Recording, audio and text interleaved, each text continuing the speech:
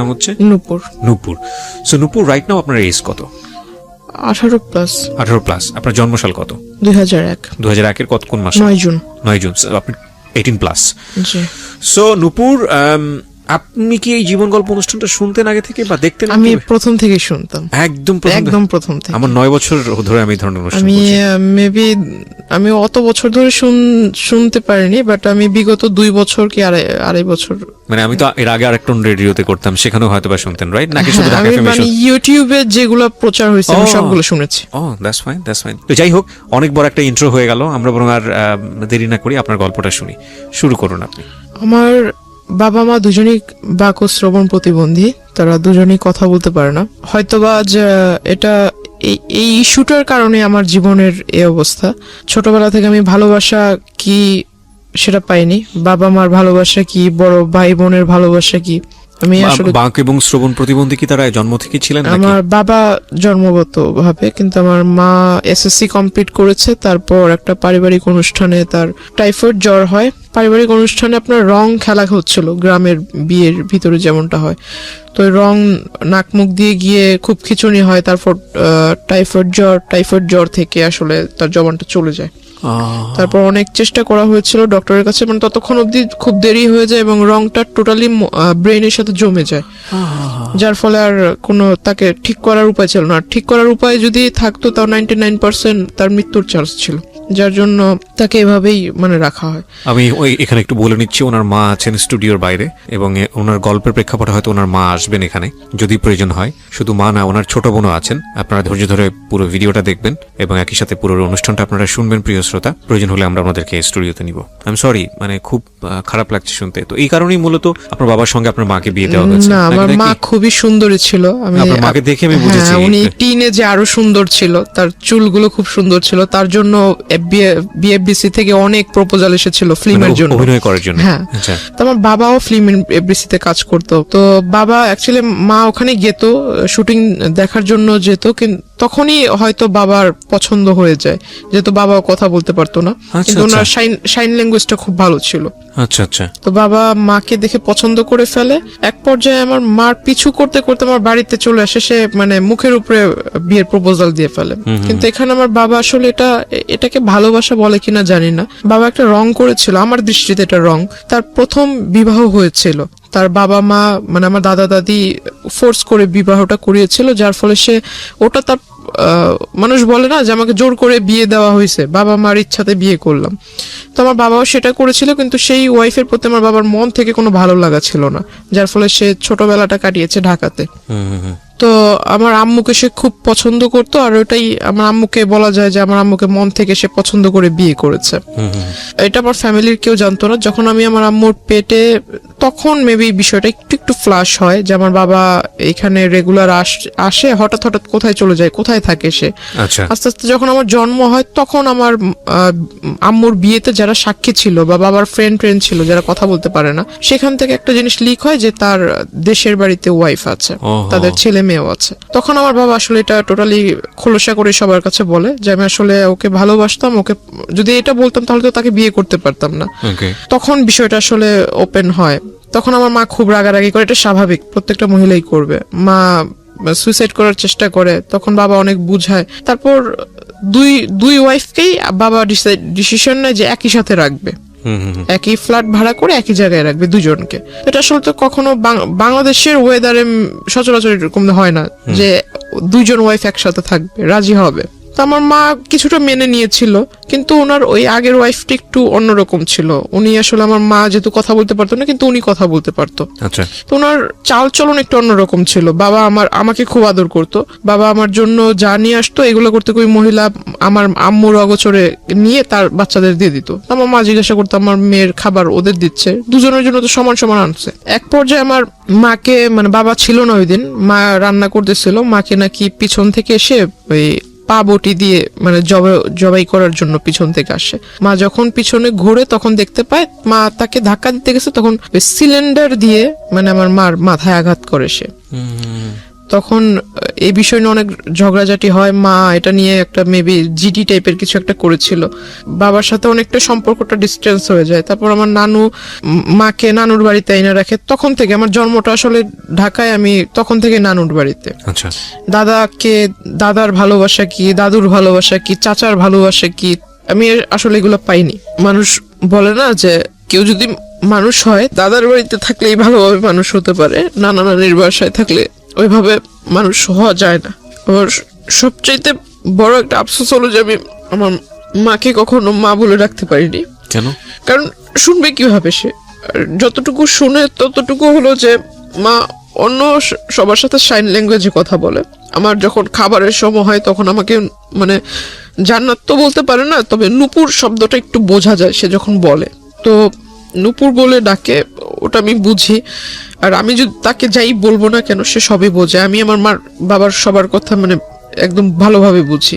আমি যখন অন্যদের দিকে দেখি যে তারা বাবা মাকে কোনো কিছু চাওয়ার হলে, বাবা আমার এটা লাগবে, বাবা ওটা লাগবে, মাকে বলবে, কোনো প্রবলেম হলে বাবা মার সাথে শেয়ার করবে, আসলে আমার লাইফে আমি ওগুলার কখনো সুযোগ হয়নি। Just because of language barrier. তাছাড়া আমার যেহেতু আমি বড় ছিলাম, আমার পর আমার 3টা ভাই মারা যায়। ও, কি বলো ওটাকে, ভূমিষ্ঠ মানে হতো? ডেলিভারি টাইমটা হতো, হ্যাঁ। তখনই আমার আম্মুর মানে জ্বর হয়ে যেত, প্রচুর জ্বর হয়ে যেত। জ্বরের ফলে বেবিটা ভিতরে বয়েল হয়ে যেত, মানে একদম, মানে যখন ভূমিষ্ঠ হতো তখন ডক্টর আমাকে দেখিয়েছে আমার মার হাই প্রেশার। তো আম্মুকে কখনো এটা ডক্টর দেখায়নি, 3টা বাচ্চাই দেখায়নি, আমাকে দেখিয়েছে। আমি কোলে নিয়েছি, যখন হাতে টাচ করেছি চামড়াটা উঠালে এভাবে উপরে উঠতো, ভিতরেই সিদ্ধ হয়ে গিয়েছে। তখন আমার খুব ছোটবেলা থেকে আমার বাবার খুব ছেলের প্রতি খুব আকর্ষণ ছিল, যে একটা মেয়ে একটা ছেলে থাকবে। ছোটবেলাটা ওই নানা নানির বাসায় কাটানো, মার ভূমিকা বাবার ভূমিকা নানা নানি পালন করেছে লেখাপড়া থেকে। মানে আমার এলাকার মানুষ এখনো বলে, যখন আমি খুব রাগারাগি করি বা খুব কষ্ট পাই তখন আমাকে এখনো বলে যে এই এলাকাটাতে কোনো ফ্যামিলিতে এমন কোনো বাচ্চা নেই যার কোনো মানে সম্পূর্ণ চাহিদা কোনো ফ্যামিলি সম্পূর্ণভাবে মানে পালন করেছে বা দিতে পেরেছে। কিন্তু আমার একটা ফ্যামিলি ছিল, মানে নানুর যেহেতু টাকা পয়সা যাই ছিল মোটামুটি খুব ভালোই ছিল, সম্পত্তি যা ছিল এগুলো আমাদের জন্য বিক্রি করে, তার নিজের ছেলের জন্য না করে আমাদের জন্য সে বিক্রি করে আমাদেরকে খাওয়াইছে। এখনো অব্দি মানে আমাদের কোনো কাজ করতে হয় না, বসে বসে খাচ্ছি। মার বিয়ের পর আজ আমার 18+ চলতেছে, প্লাস আমার আম্মু বিয়ের সম্পূর্ণ বয়সটাই তার মার বাসায়। তো আসলে এগুলো তো আসলে খরচের বিষয় আছে, তাই না? এগুলো কয়জনে করে? এগুলো যদি আমি অ্যাভয়েড করি তাহলে এটা আমি আসলে মানুষ বলে গণ্য হব না, যদি এগুলোকে ভুলে যাই। আমার জন্মের পর যেটা বললাম যে আমার বাবার ছেলের প্রতি একটা আকর্ষণ ছিল, আমার মাকে খুব ফোর্স করলো, যেহেতু 3টা ছেলে মারা গেছে, বাবা খুব রাগান্বিত ছিল। আমার পরপর যে বাচ্চাটা মারা যায় সেটার ফলে আমার বাবার একটা সন্দেহ ছিল যে আমার নানি এটা মেরে ফেলেছে। কারণ আমার নানি ভাবতো হয়তো যে আমার মেয়ে এখানে, আবার একটা নাতনি এখানে, আবার একটা বাচ্চা হলে এটার খরচ কে বহন করবে। আমার বাবার একটা ভুল ধারণা ছিল, এটা আমার মনে হয়। বাবা এটা মানে পুলিশ কেস পর্যন্ত গড়িয়ে গিয়েছিল যে আমার শাশুড়ি বাচ্চাটাকে মেরে ফেলেছে, এরকম খুব একটা ঝামেলা হয়। তারপর আমার মা বলে যে এরকম কিছুই না, ওটা একটা দুর্ঘটনা ছিল, অ্যাক্সিডেন্ট। তারপর বাবা খুব ফোর্স করে মাকে পরবর্তী বাচ্চা নেওয়ার জন্য।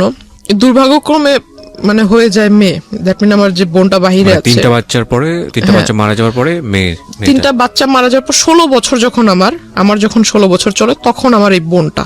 ওকে, ওর বয়স কত এখন? ওর এখন 4 চলতেছে। 4 চলছে। যখন আমরা জানতে পারি যে মেয়ে, যে হসপিটালে মেবি চেক আপ করলে বোঝা যায় যে মেয়ে হবে, তো এই বিষয়টা আমার মা কেন যেন আমার বাবার কাছে বলেনি। মা হয়তো ভেবেছে এটা বলার পর আমার বাবা নারাজ হবে বা ঝগড়াঝাটি করবে। তো আমি আসলে ওই বিষয়টা বুঝিনি, তখন আমি খুব ছোট। বাচ্চা হলো, আমি খুব খুশি যে আমার 3 ভাই আমি নিজের হাতে দেখেছি তাদের লাশটা। তো আমার একটা বোন হবে, আমি খুব খুশি যে ভাই না হলো বোন তো পাবো। বোনটা যেদিন হলো সেদিন হসপিটালে আমি দেখতে গিয়েছি, বাবা বাহিরে ছিল।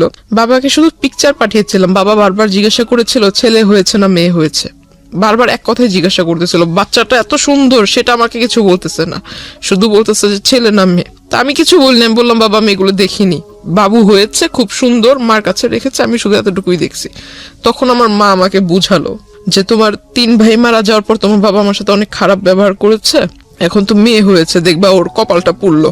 ও যখন মানে যে 1 মাস 2 মাস হয়ে যায় তখন ওর চুল ফেলবে, বাচ্চাদের ফার্স্ট চুলটা ফেলবে, তখন বাচ্চাদের জন্য যে এক প্যাকেট করা থাকে না যে নানান রকম কসমেটিক্স, তো এগুলো মেবি এক্সপায়ারি ডেট মানে ওভার, তো ওই বাবাও খেয়াল করেনি হয়তো যখন কিনে আনছে। ওকে যখন গোসল করানো হয় তখন ওর মাথাটা একদম মেডিসিনের অ্যাফেকশনে ফুলে মাথাটা এত বড় হয়ে গেছিল, একদম লাল লাল হয়ে গেছে, পুরো মাথার ভিতরে কেমন যেন হয়ে গেছিল।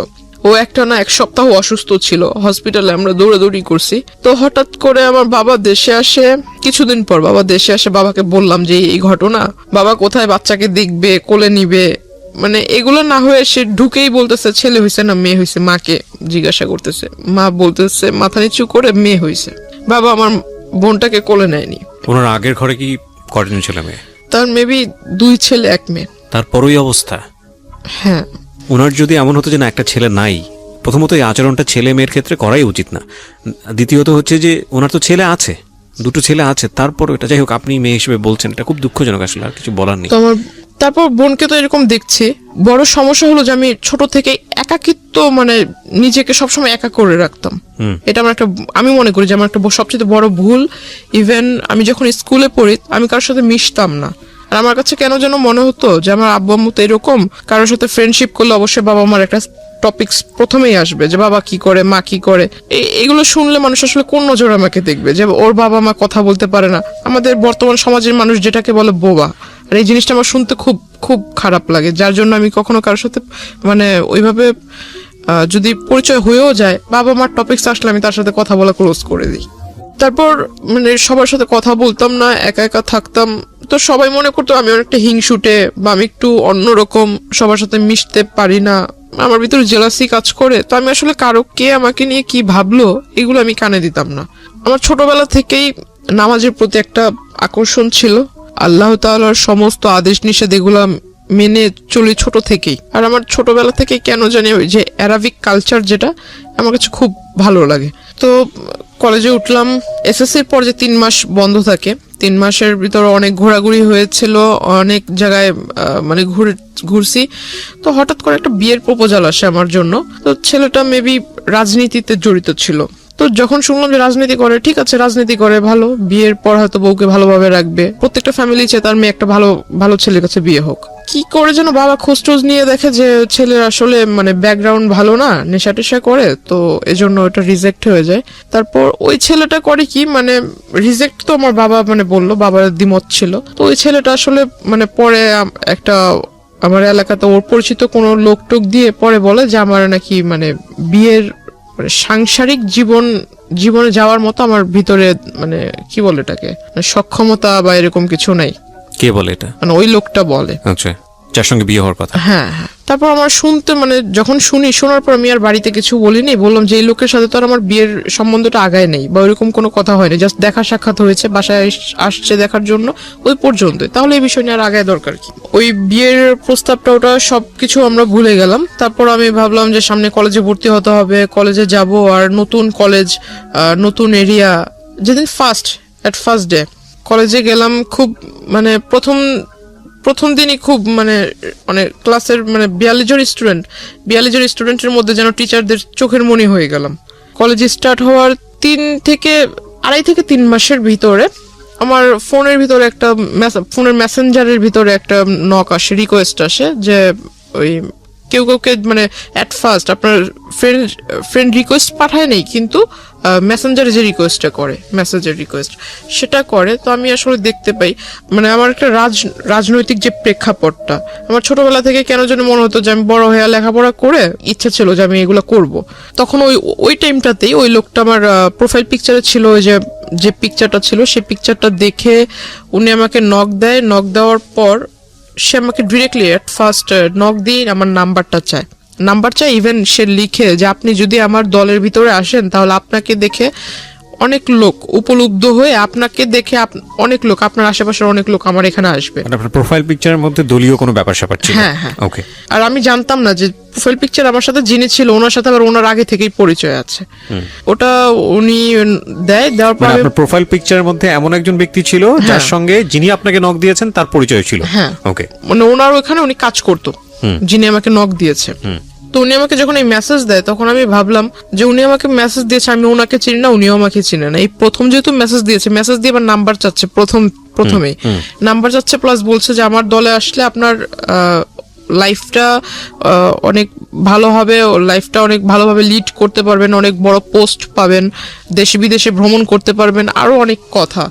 তো আমি আসলে এই কথা শুনে আমার কাছে মনে অনেকটা মানে টাউট টাইপের মনে হয় যে লোক বাট পারে, মানে আমি তো এখনো পূর্ণ এজে পৌঁছায় নেই, তো আমি কিভাবে রাজনীতি করব?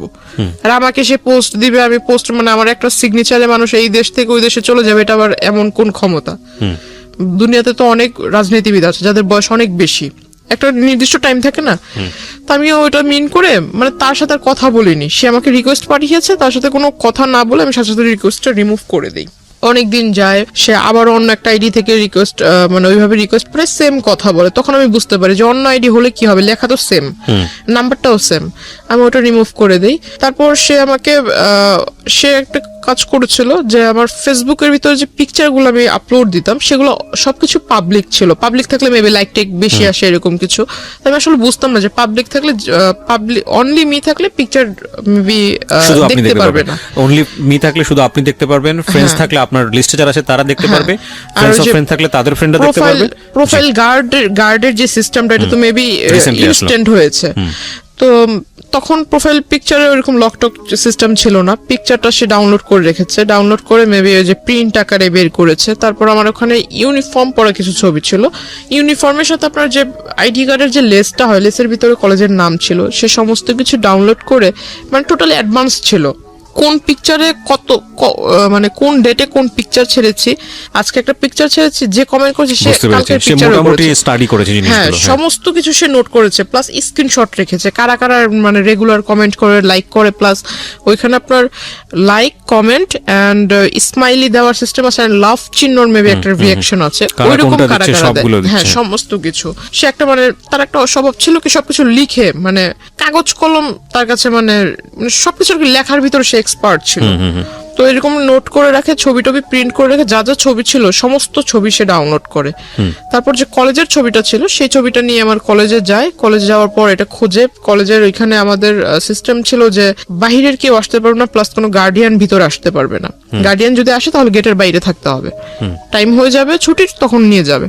তো সে করতো কি যে কলেজ গেটের এখানে যারা পাহারাদার থাকতো, আনসার টাইপের কিছু লোক ছিল, তো এদেরকে পিকচার দেখাতো। এখন স্টুডেন্ট অনেক, কয়জন রে ওই দারোয়ানরা মনে রাখবে, তো এটা আসলে পসিবল হয় না। সে করতো কি রোডের ওই পার অপোজিটে ছিল আপনার ছোট একটা ক্যাফে শপ, সেখানে মানে আমি কখন আসলে যেতাম না, তো ওইখানে এসে মানে ভিতরে গ্লাস সিস্টেম ছিল, ভিতরে বসে বাইরে দেখা যাবে কিন্তু বাইরে থেকে কেউ বুঝতে পারবে না যে ভিতরে কেউ আছে কিনা, এমন সিস্টেম ছিল। তো সে ভিতর থেকে আমাকে ফলো করতো, ইভেন সে দারোয়ানকে আর ওই ক্যাফের ওই যারা সার্ভিস করে, সার্ভ টার্ভ করে, ওয়েটার, এদেরকে মানে টাকা দিয়ে রেখেছিল। যে এটা তো আপনি একদম পরে গিয়ে জেনেছেন, ইনিশিয়ালি তো আপনি এগুলো জানতে পারেননি, যখন তার সঙ্গে আপনার পরিচয় হয়েছে বা সামথিং, আমি গেস করছি যে কিছু একটা হয়েছে, ইনিশিয়ালি আপনাকে নক করলো কিভাবে সেদিকে একটু জান প্লিজ। হ্যাঁ, তো মানে তার সাথে আমার কিভাবে পরিচয় হয় এটা সেই জায়গাটাই জান। আচ্ছা, তারপরে কিন্তু আপনি জানতে পেরেছেন এগুলো আমি ফলো করি, মানে সে যে দোকানে বসে থাকতো তখন আমি এটা ফলো করছি বেশ কয়েকদিন, কারণ যে তার প্রথম আইডি থেকে যখন আমাকে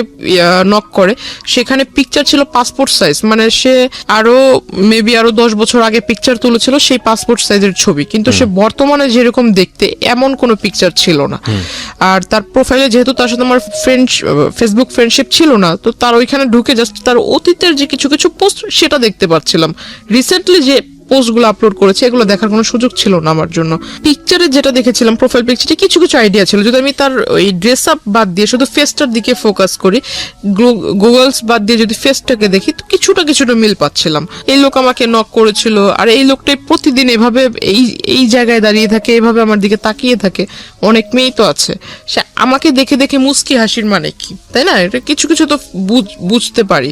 তাকে ওটা দেখলাম, অনেকদিন লক্ষ্য করলাম, হঠাৎ একদিন সে আমাকে ডাকে, আমাকে আমার নাম ধরেই ডাকে, প্রোফাইলে যে নাম ছিল সে নাম ধরে ডাকে, তখন আমি মানে একদম শিওর যে এই লোককে তো এতদিন আমি সন্দেহ করছিলাম, আসলে সে আমার জন্য এখানে আসছে, এটা তখন বুঝতে পারলাম। তারপর ওই দিন আর তাকে রেসপন্স দেইনি। কিন্তু ইন দ্য মিন টাইম নিশ্চয়ই আপনার ওই লোকটার সঙ্গে কোনো কথোপকথন হয়েছে না, যে কারণে সেখানে আসছে, নাকি শুধুমাত্র না হাই না, হ্যালো? সে ওই ছবি দেখে হাই হ্যালো ছবি দেখি সে আপনাকে ফলো করছে? মানে সে তো আমাকে নক করেছে ফেসবুকে অনেকবার, কিন্তু আমি তাকে রেসপন্স দেইনি। আচ্ছা, সে ওই পিকচার দেখেই মানে কনফার্ম হওয়ার জন্য এখানে আসছে। ওকে। প্লাস সে করেছে কি, যে কয়দিন আমার সাথে মানে প্রথম দিকে আমার সাথে যখন কথা বলার চান্সটা হয়নি, সে করেছে কি আমার সাথে যাদের পিকচার ছিল আপলোড করেছিলাম, যারা সেকেন্ড ইয়ারের স্টুডেন্ট ছিল, এদের সাথে একটা ভালো কম্বিনেশন করে ফেলেছে। কিভাবে কম্বিনেশন করেছে, সে পরিচয় দিয়েছে সে আমার দাদু, আপন দাদু। আমার বাবা মা দেশের বাইরে থাকে। আর আমি যেটা করেছিলাম, আপনাকে প্রথমে বলেছিলাম যে আমার অ্যারাবিক কালচারের প্রতি একটা মানে কি বলে এটা, ঝোঁক ছিল, ভালোবাসা ছিল। হ্যাঁ, মানে ওটা আমি মেনটেন করতাম আর কি। তো আমি করেছিলাম যে যারা, তখন আমি আসলে বুঝতাম না, আইডিটা যেহেতু আমার ক্লাস 8 থেকে শুরু, তো আমি আসলে বুঝতাম না। আমি অনেকেরই দেখেছি যে ফেক আইডি তৈরি করে, তখন বুঝতাম না ফেক আইডি কি। অনেকে অনেক রকম ডিটেলস দেয় যে আমি থাকি এখানে কিন্তু অ্যাড্রেস দেয় অন্য জায়গার। তো আমি যেহেতু অ্যারাবিক কান্ট্রি লাইক করতাম, তো আমি করেছিলাম কি যে ইউনাইটেড মানে আপনার দুবাইয়ের একটা অ্যাড্রেস দিয়েছিলাম, স্কুলও ওইখানকার দিয়েছিলাম। তো আমি মানে আরবিতেও ভালো, ইংরেজিতে মোটামুটি ভালো, বাংলায়ও ভালো। তো আমার মানে এটা দিলে কে এটা দেখতে আসবে, আমার ধারণা ছিল এরকম। আর আইডিটাও খুলে দিয়েছিল আমার এক ভাগিনা। তো আসলে পাসওয়ার্ড টাসওয়ার্ড সবও জানতো, এগুলোর প্রতি এটা যে আসলে ইম্পর্টেন্ট এটা আর আমার মাথায় ছিল না। সে ওই জিনিসটা আসলে নোটিস করেছে যে আমি দুবাইয়ের নাগরিক, আমার বাবা মা ওখানে থাকে, সেও এটা পরিচয়। ঠিক আছে, আমার বাবা মা দুবাইতে থাকে, আমি ওইখানে স্কুলে লেখাপড়া করেছি, বাংলাদেশে আসছি বড় হয়ে, এখন এখানে কলেজে পড়তেছি। সে জানে না যে আমি বাংলাদেশি হাই স্কুল আর প্রাইমারি লেভেল পার করেছি। সে মনে করছে আমি দুবাইতে লেখাপড়া করেছি, দুবাইয়ের নাগরিক, সিটিজেনশিপ আছে, তার ফিলিংস ছিল এরকমটা। তো সে করে কি, সেকেন্ড ইয়ারের যে মেয়েরা ছিল তাদের সবার কাছ থেকেই মানে সে ডিটেলস নেয় যে আমি আসলে কোন টাইমে কলেজে আসি, আমার সাথে আসলে কারো অ্যাফেয়ার আছে কিনা, আমি যখন কলেজে আসি কোনো ছেলে টেলে আমাকে আগায় দিতে আসে কিনা, এভরিথিং ডিটেলস সে নেয়। প্লাস আমার কোনো গার্ডিয়ান কোনোদিন কলেজে এসেছে কিনা। তখন 2-1 মেয়ে বলে যে হ্যাঁ ওর সাথে তো একজন মহিলা এসেছিল, দ্যাট মিন আমার মার কথা, একজন মহিলা এসেছিল, সাথে বেবি ছিল। তো ওই লোক বলছে যে ওর মানে কোন মহিলা এসেছিল আইডিয়া আছে কিনা। তো আপনার সঙ্গে এগুলো আপনি জেনেছেন কিভাবে? মানে ওই মেয়েদের কাছ থেকে। আচ্ছা, ওই মেয়েরা এসে আপনাকে নক করেছে? মানে ওরা মেয়েদের সাথে, আমার সাথে তো তার কথা হচ্ছে না, কিন্তু ওই মেয়েদের সাথে সে ভালো একটা কন্ট্রিবিউশন করে ফেলছে। সো পরবর্তীতে মেয়েরা এসে আপনাকে এটা বলেছে? আমাকে বলেছে, মানে যেমন গতকালকে ঘটনা ঘটেছে, আজকে এসে বলছে যে এরকম একজন তোমাকে খোঁজ করছিল। ওকে, আমাকে বলছে, পরে আমি জানতে পারলাম। তো ওরা বলছে যে ওর মা, তো উনি বলছে যে ওর মা কিভাবে হবে, ওর মা বাবা তো দুজনেই দুবাইতে থাকে, আমি ওর দাদু, আপন দাদু, আমি শুধু বাংলাদেশে। ওর সমস্ত দেখাশোনা সমস্ত কিছু আমি করি, ওর লেখাপড়ার খরচ বাবদ সবকিছু আমি বহন করি, বাবা মা বাহিরে থাকে। তখন আমাকে বললো যে তুমি ওই দিন যে মহিলা আসছে, তো আসলেই কি উনি তোমার আম্মু? তো আমি বললাম হ্যাঁ, এতে সন্দেহ আছে নাকি। পরের দিন আমি আমার মাকে বোনকে নানুকে বললাম যে তোমরা একটু কলেজে আইসো, আমার টিফিন পিরিয়ডের পরে কলেজে এসো। তারা গিয়েছে, তখন আমি সবাইকে দেখালাম যে এই যে আমার আম্মু, এটা হলো আমার নানু। তো সবাই বলতেছে তুমি এত স্মার্টলি চলাফেরা করো, তোমার নানু এরকম কেন? এখন কাউকে বুঝাইতে পারি না যে আমার নানু তো হলো গ্রামের মহিলা, কারণ সে যেভাবে চলা পছন্দ করে সে ওভাবেই চলবে। তো সবার ভিতরে একটা ডাউট ছিল যে আমি হয়তো মানে একদম লোয়ার ক্লাস, মিডল ক্লাস যেমনটা থাকে, মিডল তো একটু উচ্চবিত্ত, মেবি মধ্যবিত্ত, লোয়ার ক্লাসে যেমন থাকে, যে ওইখান থেকে উঠে এসে হয়তো একটু পার্ট নিচ্ছি, এমন একটা ধারণা ছিল। কারণ ওই যে আমার দাদু সেজেছে, সে অনেক কিছু মিসআন্ডারস্ট্যান্ডিং তাদের ভিতরে তৈরি করে দিচ্ছে। এখন সবাই আমাকে একটু অন্য নজরে দেখছিল যে আমি আসলে মিথ্যা বলছি, এটা সেটা। সবাই একে অপরের সাথে মানে একটু উকি ঝুঁকি করে কথা বলছিল। আমাকে যখনই কেউ দেখে তখনই আমার সামনে একজন আরেকজনের কানে কানে কথা বলে, তখন আমার কাছে একটু সন্দেহ হলো। এই গতকালকে ওই লোকের কথা শুনলাম, ওই লোককে সন্দেহ করতেছিলাম, সন্দেহটা বাস্তবায়ন হলো। আবার এখন এরা আমাকে, এতদিন এরা আমার সাথে কথা বলার জন্য সামনে আসতো, গায়ে পড়ে কথা বলবে, আমি কথা বলতাম না। এখন মানে এরাই আমাকে দেখে মানে একজন আরেকজনের কানে কানে কথা বলছে, নিশ্চয়ই মেবি বাজে কিছু। তখন জানতে পারলাম, জিজ্ঞাসা করলাম সেকেন্ড ইয়ারের একজনকে, যাই জিজ্ঞাসা করলাম যে কি হয়েছে, তোমরা তো আমার মানে তোমরা পারো না আমাকে তোমাদের ক্লাসে টাইনা নিয়ে যায় মানে একসাথে বসায় রাখ, তো তোমরা এখন আমার কাছ থেকে দূরে দূরে সরছো, আমার সাথে কথা বলছো না, কারণ কি? তখন আমাকে তাদের ফোন বের করে দেখালো, এই যে দেখো। দেখে আসলে খুব রাগ হয়েছিল, দেখলাম যে একটা ফেক আইডি তৈরি হয়েছে খুব রিসেন্টলি, মানে এক মাস এরকম হবে। সেখানে লেখা তার নাম অর্ধেক, আমার নাম অর্ধেক। প্রথমে তার নামের অর্ধেকটুকু পরে আমার নামের অর্ধেকটুকু মিলিয়ে একটা আইডি তৈরি করেছে। এখন একটা পিকচার যে কিছু কিছু সহজ যেগুলো বোঝার উপায়, যে আপনার সফটওয়্যার আছে যে কলেজ মেকার বলে বা কোলাজ photo- মেকার, হ্যাঁ, যাই হোক, ওই পিকচার মানে এই পাশে একটা ছবি বসানো, এই পাশে Right, একটা ছবি, collage তো করা যায়, দেখাই হ্যাঁ। যাচ্ছে, বুঝতেই পারতেছি যে এখানে একটা বসেছে, এই জায়গায় একটা এডিট করা হয়েছে। তো আসলে এটা ওরা সেকেন্ডারি স্টুডেন্ট, ওদের মাথায় কেন ঢোকে নাই আমি জানি না। তখন আমি বললাম এটা তো তোমরা নিজেরাই দেখছো যে পিকচারটা এরকম করে বসানো হয়েছে, তো এটা আসলে যেভাবে বলছো এরকম তো ঠিক না। আর তোমরাই বলতেছো ওই লোক তোমাদের কাছে পরিচয় দিচ্ছে আমার দাদু, তারপরে এখানে লেখা যে হাজবেন্ড ওয়াইফ, তাহলে তোমরা এটা কিভাবে মানছো? ওইখানে লেখা ছিল হাজবেন্ড ওয়াইফ। হ্যাঁ, হাজবেন্ড ওয়াইফ, তার সাথে আমার অনেক আগের থেকে রিলেশন, সে আমাকে বিয়ে করে নাই, বিয়ে করবে, কিন্তু হাজবেন্ড ওয়াইফ, ওই যে এনগেজড, আচ্ছা। এঙ্গেজ করলে মানুষ বলে না যে অলরেডি বিয়ে হয়ে গেছে, এরকম টাইপের, যে কাবিন টাবিন করে যখন আংটি পরালে মেবি এরকম কিছু একটা ইন রিলেশনশিপ রেখা ছিল এরকম। তো আইডিটার ভিতর বেশি কয়েকটা ছবি ছিল না, তবে আমার প্রোফাইলে যে কিছু ছবি ছেড়েছিলাম এখান থেকে কিছুটা ওইখানে দেখেছি আমি। তখন পর্যন্ত ওই লোকটার সঙ্গে আপনার কোনো না, কথোপকথন কথা হয়? হয়নি। তারপরে যে আমি তার সাথে মানে একটা আগ্রহ আচ্ছা। জাগলো, তার সাথে এবার কথা বলবো আমি। এতদিন সে আমাকে ফলো করছিল, এবার আমি তার সাথে মানে সামনাসামনি কথা বলবো। তখন আমি তার আইডিতে নক দেই।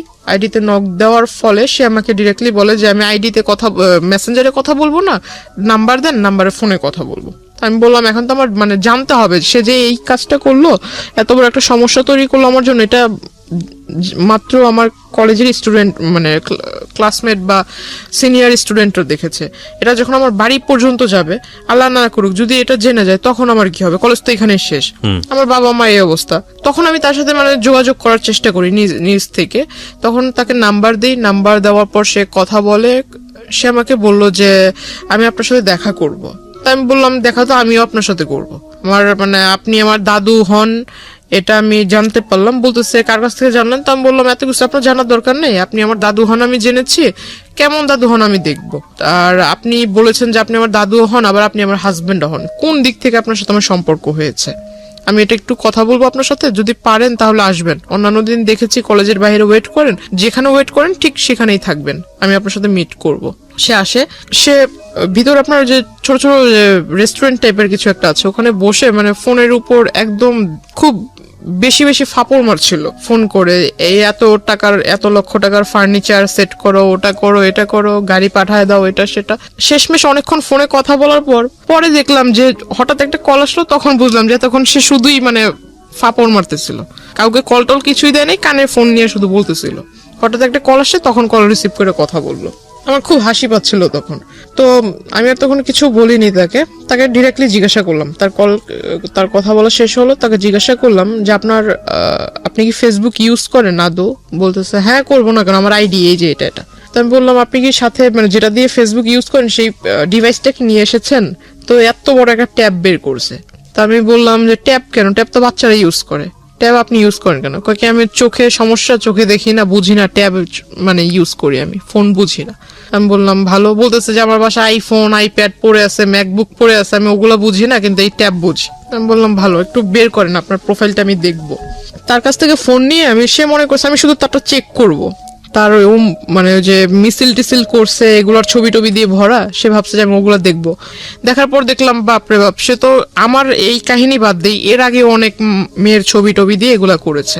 তাই আমি আর ওগুলো দেখিনি, জাস্ট আমার ছবি দিয়ে যেটা করেছে সে ওটার ভিতরে ঢুকার পর ওটা দেখলাম। দেখার পর সাথে সাথে আমি ওইটার ভিতরে আপনার লগ আউটে ঢুকে, ওখানে লগ আউট করার আগে করেছি যে আইডি ডিঅ্যাক্টিভ করে দেয় না, সে তো বুঝবে না, কারণ সে বোঝে কিনা সেটার আমি জানতাম না যে আদৌ সে এগুলো এই সম্বন্ধে আইডিয়া আছে কিনা। লগ আউট করার আগে ডিঅ্যাক্টিভ করেছিলাম মেবি, তারপর আমি ওইটা ওখান থেকে কেটে দিই। এখানে একটু বলে রাখি, ডিঅ্যাক্টিভ করলেও এটা কাজ আপনি যখন পরবর্তীতে আবার ঢুকবে তখন ওটা অটোমেটিক্যালি অ্যাক্টিভ হয়ে যাবে। আইডি ডিঅ্যাক্টিভ হলে যে সেটা পার্মানেন্টলি ডিলিট হয় বিষয়টা এরকম না, পার্মানেন্টলি ডিলিটের আলাদা একটা অপশন আছে। হ্যাঁ, সো আইডি ডিঅ্যাক্টিভ করা মানে হচ্ছে আইডিটা অ্যাক্টিভ না। ওই দিন যে করে দিয়েছে তারপর আর ওই আইডি সে চালায় নাই। আচ্ছা fine, it's very interesting. But ID deactive করলে আইডিটা ডিঅ্যাক্টিভ হয় না, ওইটা আলটিমেটলি একটা রিজিউম হয়ে থাকে। আপনি যখনই আবার আইডিতে ঢুকবেন সঙ্গে সঙ্গে ওটা অ্যাক্টিভ হয়ে যায়।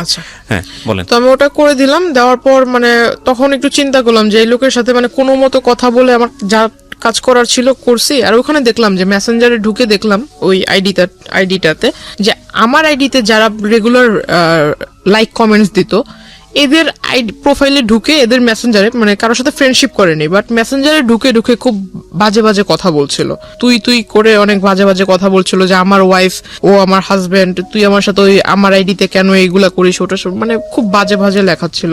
তার ওখান থেকে বের হওয়াটাই আমার জন্য ইম্পর্টেন্ট ছিল, তো আমি তার সাথে ওটা তো করে দিছি, কাজ শেষ। তার ট্যাব তার হাতে দিয়ে দিলাম। তারপর সে আমাকে বলতেছে যে আপনার বাবা মা কেমন আছে, আপনার বোন দেখলাম খুব সুন্দর, তারপর বললো যে বিয়ে শাদীর মানে কাউকে পছন্দ টছন্দ করেন কিনা এটা সেটা।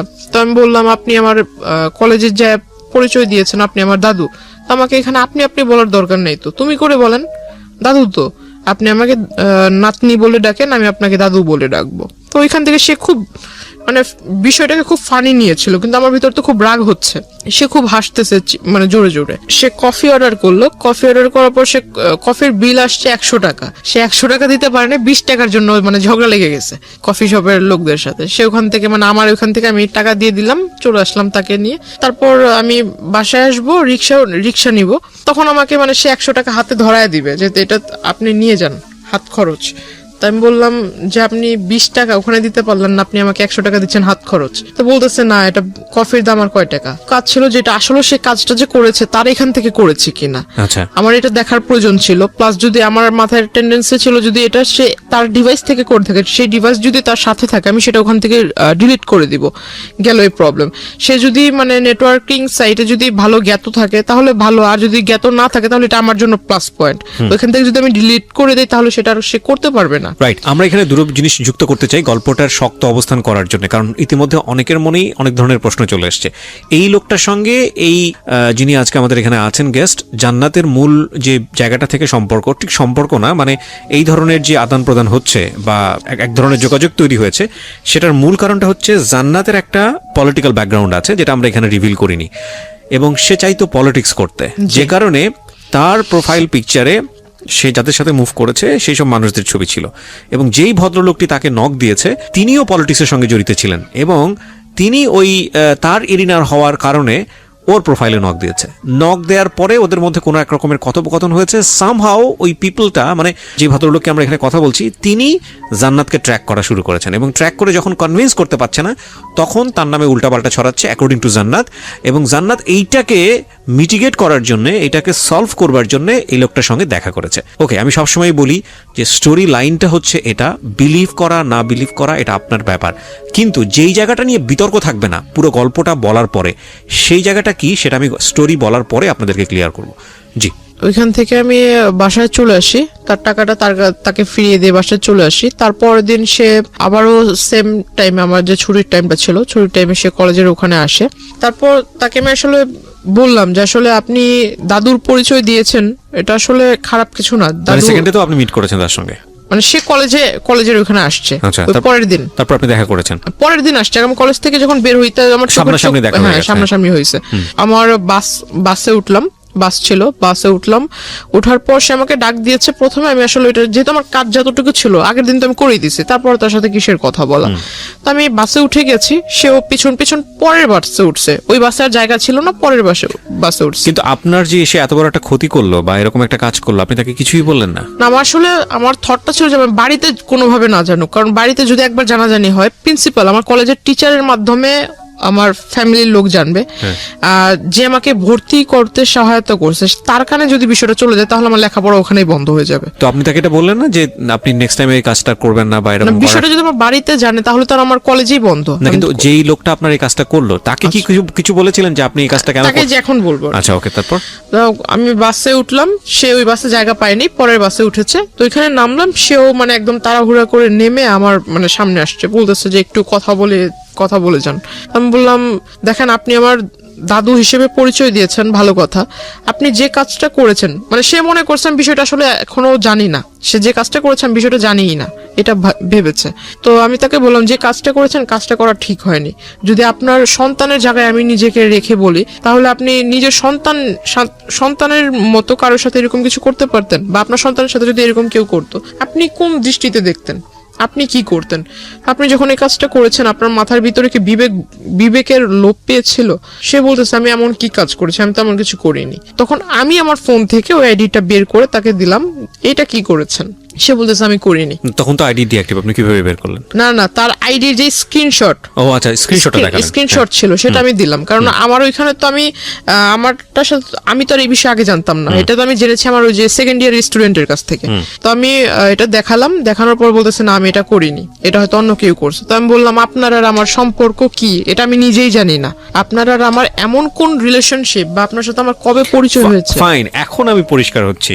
মানে আলটিমেটলি আপনি যে ওনার কাছ থেকে আপনার এই ফলস আইডিটা ডিলিট করবেন এটা উনি জানতো না আগে থেকে, না, মানে না। আপনিও জানাতে চাননি, কারণ মানে আপনি উনি টেকনিক্যালি হয়তো ভাবছে যে আমি এই সম্পর্কে জানিই না। রাইট, সো আপনি খুব টেকনিক্যালি জিনিসটা ডিলিট করে দিতে চেয়েছেন। ওকে তো ফাইন। আমি তাকে এটা তাকে যখন দেখাই স্ক্রিনশটটা, সে বলতেছে যে না আমি এটা করিনি। তো আমি বললাম যে দেখেন, মানুষ মানেই মরণশীল, মরতে হবে। আর আপনি যেভাবে মানে ডায়লগ মারেন এগুলো আসলে আমার সামনে, আমি আসলে যেটা বললাম যে আমি স্ট্রেট ফরওয়ার্ড কথা বলি, এতে যদি কারো খারাপ লাগে আমার কিচ্ছু যায় আসে না, খারাপকে আমি খারাপ বলবো। আমি তাকে মুখের উপরে বলছি যে এইসব ভণ্ডামি ছেড়ে ভালো হন, রাজনীতি করেন বলে যে আপনার প্রভাব আমাকে খাটাবেন বা আপনি আমাকে উমুকের ভয় দেখাবেন, আমি কিন্তু এতে ভয় পাবো না, আর এসব কথা আমাকে বললেন না। আর যে কাজটা করেছেন কাজটা মোটেও ঠিক হয়নি, আপনাকে আমি সাবধান করব কিভাবে সেটা জানি না, তবে আমি আপনাকে অ্যালার্ট করব যে আপনি এই কাজটা কখনো করেন না। আপনার কাছে একটা রিকোয়েস্ট থাকবে যে আমার কলেজের এখানে সেইভাবে মানে মানুষের সামনে নাম ধরে ডাকা, এই জিনিসটা আমার নিজের কাছেও খারাপ লাগে, আর অন্য 10 জন দেখলে সে তো ভালো কিছু ভাববে না খারাপ ছাড়া। যেহেতু আমি মেয়ে, ছেলে হলে এক কথা। বয়সে উনি কি দাদুর মতোই ছিল? 65। ও ওকে, উনি 65, আপনি 16 তখন, রাইট? কিন্তু সে নিজেকে মানে সে আমার সাথে যখন মিট হয় তখন নিজেকে মানে একদম ওই যে টিনেজারদের মতো, মানে কেউ ড্রেস আপ চেঞ্জ করলে তো আর সে টিনেজার হবে না। ওকে, বোঝা যায় আর কি জিনিসটা। হ্যাঁ, ওই ড্রেস চুলে আপ, করপ টরপ করে, হ্যাঁ ওইরকম ড্রেস আপ করে আসতো। এগুলো তাকে বললাম, বলার পর সে আসলে হেসে উড়াইয়া দিল। মানে সে বলতেছে যে ঠিক আছে, তাহলে যেহেতু তুমি সবকিছু জানতে পেরেছো আর আমি একটা ভুল করেছি, তাহলে এটা কিভাবে মাফ চাইবো সবার সামনে? এই মানে এই মুহূর্তে রাস্তায় সবার সামনে কি পা ধরে মাফ চাবো? আমি বললাম যে এটা আপনি মূর্খর মতো কথা বলেন কেন? এমন একটা কাজ করেছেন, আপনার তো মানে লজ্জিত হওয়া উচিত, লজ্জা পাওয়া উচিত। আপনি আমাকে ভালোভাবে বলতে পারেন যে আমার ভুল হয়েছে, আমি জিনিসটা ভুল করে ফেলছি। আর আপনি যেভাবে বলছেন এটা তো আসলে মানে ভালো মানুষের মতো কথা হচ্ছে না। তাকে বলার পর তারপরও তার কোনো মানে ফিলিংস ছিল না যে আমি একটা অন্যায় করেছি এটা। তাকে আমি ওইখান থেকে আমি চলে আসি, তার সাথে আর কথা বলি। পিছন থেকে অনেক ডাক ছিল, আমি আর তার কথা সাড়া দেইনি, রিক্সায় করে চলে আসি। তার পরের দিন সে আসেনি। ওই দিন আমার কিছু মানে ক্লাসমেট ওরা আবার ওই যে আসার সময় আপনার ওইখানে স্ট্রিট হকাররা বসতো, আবার স্ট্রিট ফুড টুটও ভালো ছিল। তো ওরা করতো কি, ওইখানে একটা ঢালে এসে খাবার খেত, আইসক্রিম টেসক্রিম এগুলো সবাই আড্ডা দিত। তো আমাকে বলতেছে যে ঠিক আছে চলো, আজকে তোমার সাথে তো আমাদের ওইভাবে পরিচয় হয়নি বা ওইভাবে কথা টথা হয়নি কখনো, আমাদের সাথে চলো একটু, আধা ঘন্টা লেট হলে কিছু হবে না। তা আমার বাড়ি থেকে একটা ছিল, যখন কলেজ ছুটি হয়ে যাবে তার আধা ঘন্টার ভিতরে বাড়িতে থাকতে হবে। এখন সব সময় তার এটা পসিবল হয় না, কারণ রাস্তা যদি জ্যাম থাকে আধা ঘন্টা একটু ওভারও হইতে পারে।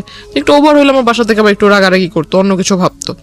তো আসলে পরে আমি ওই দিন একটু দেরি হয়ে গেছিল, ওই দিন 2টার মতো বেজে যায়। তারপর আমি বাসা থেকে ওইখান থেকে রিক্সা নিয়ে চলে আসি, বাসায় চলে আসি। বাসা থেকে জিজ্ঞাসা করলো, পরে বললাম এই কাহিনী। তখনও অব্দি শুধু, যেহেতু আমি ছোটবেলা থেকে সবকিছু আম্মুর সাথে মানে যে সাইন ল্যাঙ্গুয়েজে আমার কোনো কিছু যেটা করতে যাব বা কোনো কিছু করার একটা স্টেপ নিয়েছি আম্মুর সাথে শেয়ার করতাম, কারণ আমি জানি যে আমার আম্মু আমি যা বলবো সেটা শুধু ভালো হলে আমাকে একটা ভালো সাজেশন দিবে, খারাপ হলেও বুঝাবে, কিন্তু কারোর সাথে এটা লিক করবে না। ওকে।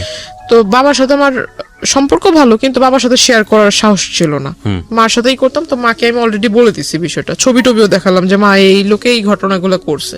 তো মা আমাকে বললো যে তুমি কলেজে যাবা, ড্রেস আপ, যেহেতু ওইখানে আবার বোরকার এলাও ছিল না, কলেজ ড্রেসের কালারের বোরকা এলাও না, ড্রেস আপ পরে যেতে হবে, কলেজ ড্রেস পরে যেতে হবে।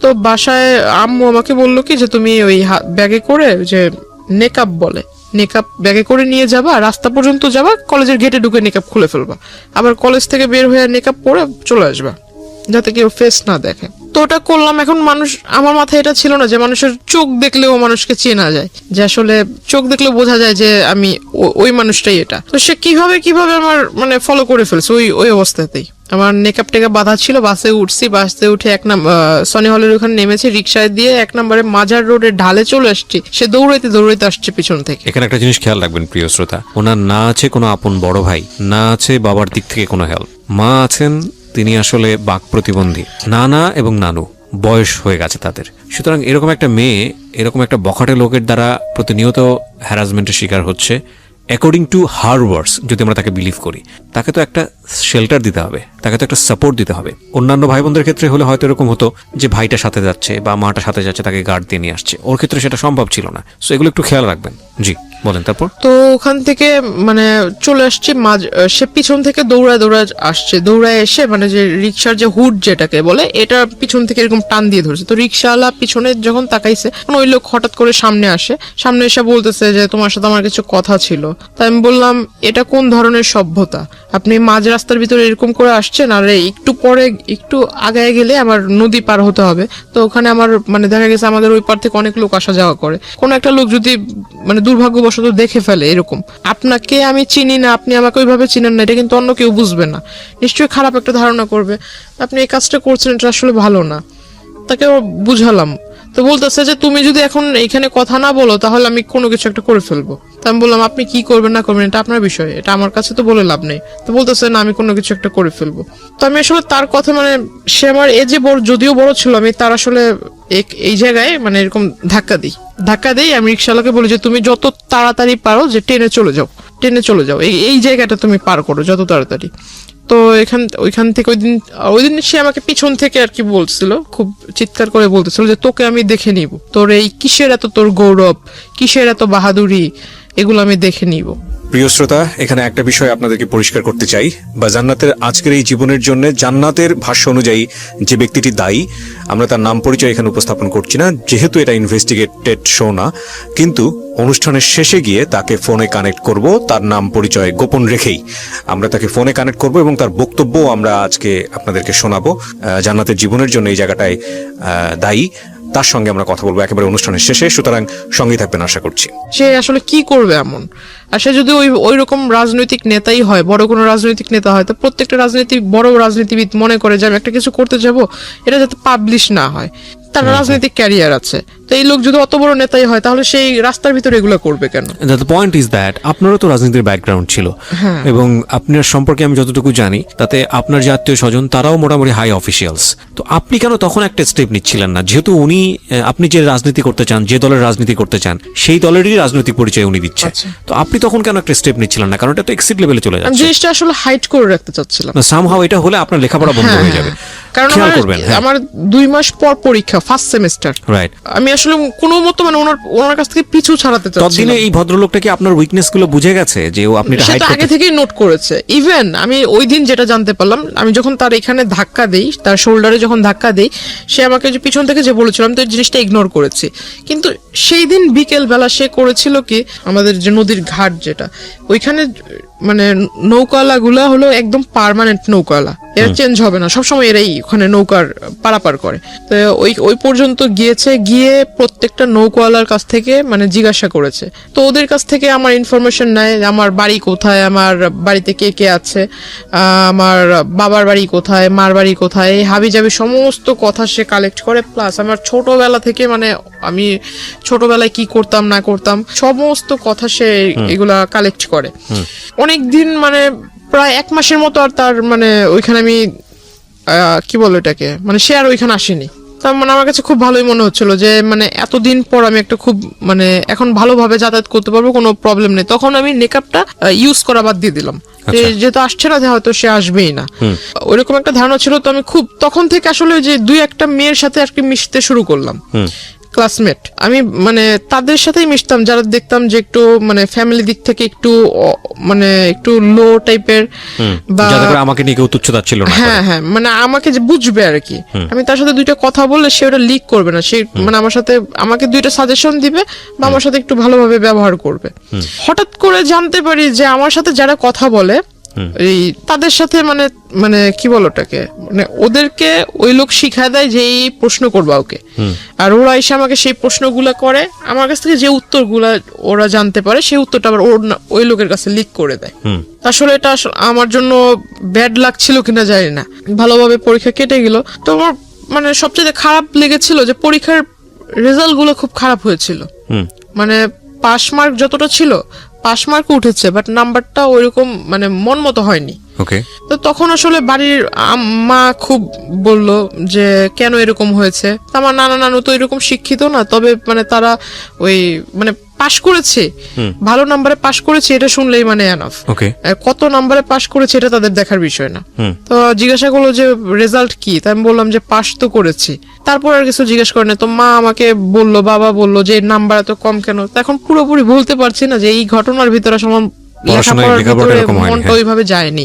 তখন করতাম কি, আমি প্রতিনিয়ত নেটওয়ার্কিং সাইটটাতে আমার সাথে যারা অ্যাড ছিল কলেজে যেসব মেয়েরা অ্যাড ছিল তাদের ওইখানে মানে রেগুলার চেক করতাম যে আদৌ আবার নতুন করে কোনো আইডি তৈরি হয়েছে কিনা, আবার এরকম কোনো অপপ্রচার হচ্ছে কিনা, এই বিষয়টাতে খেয়াল করতাম।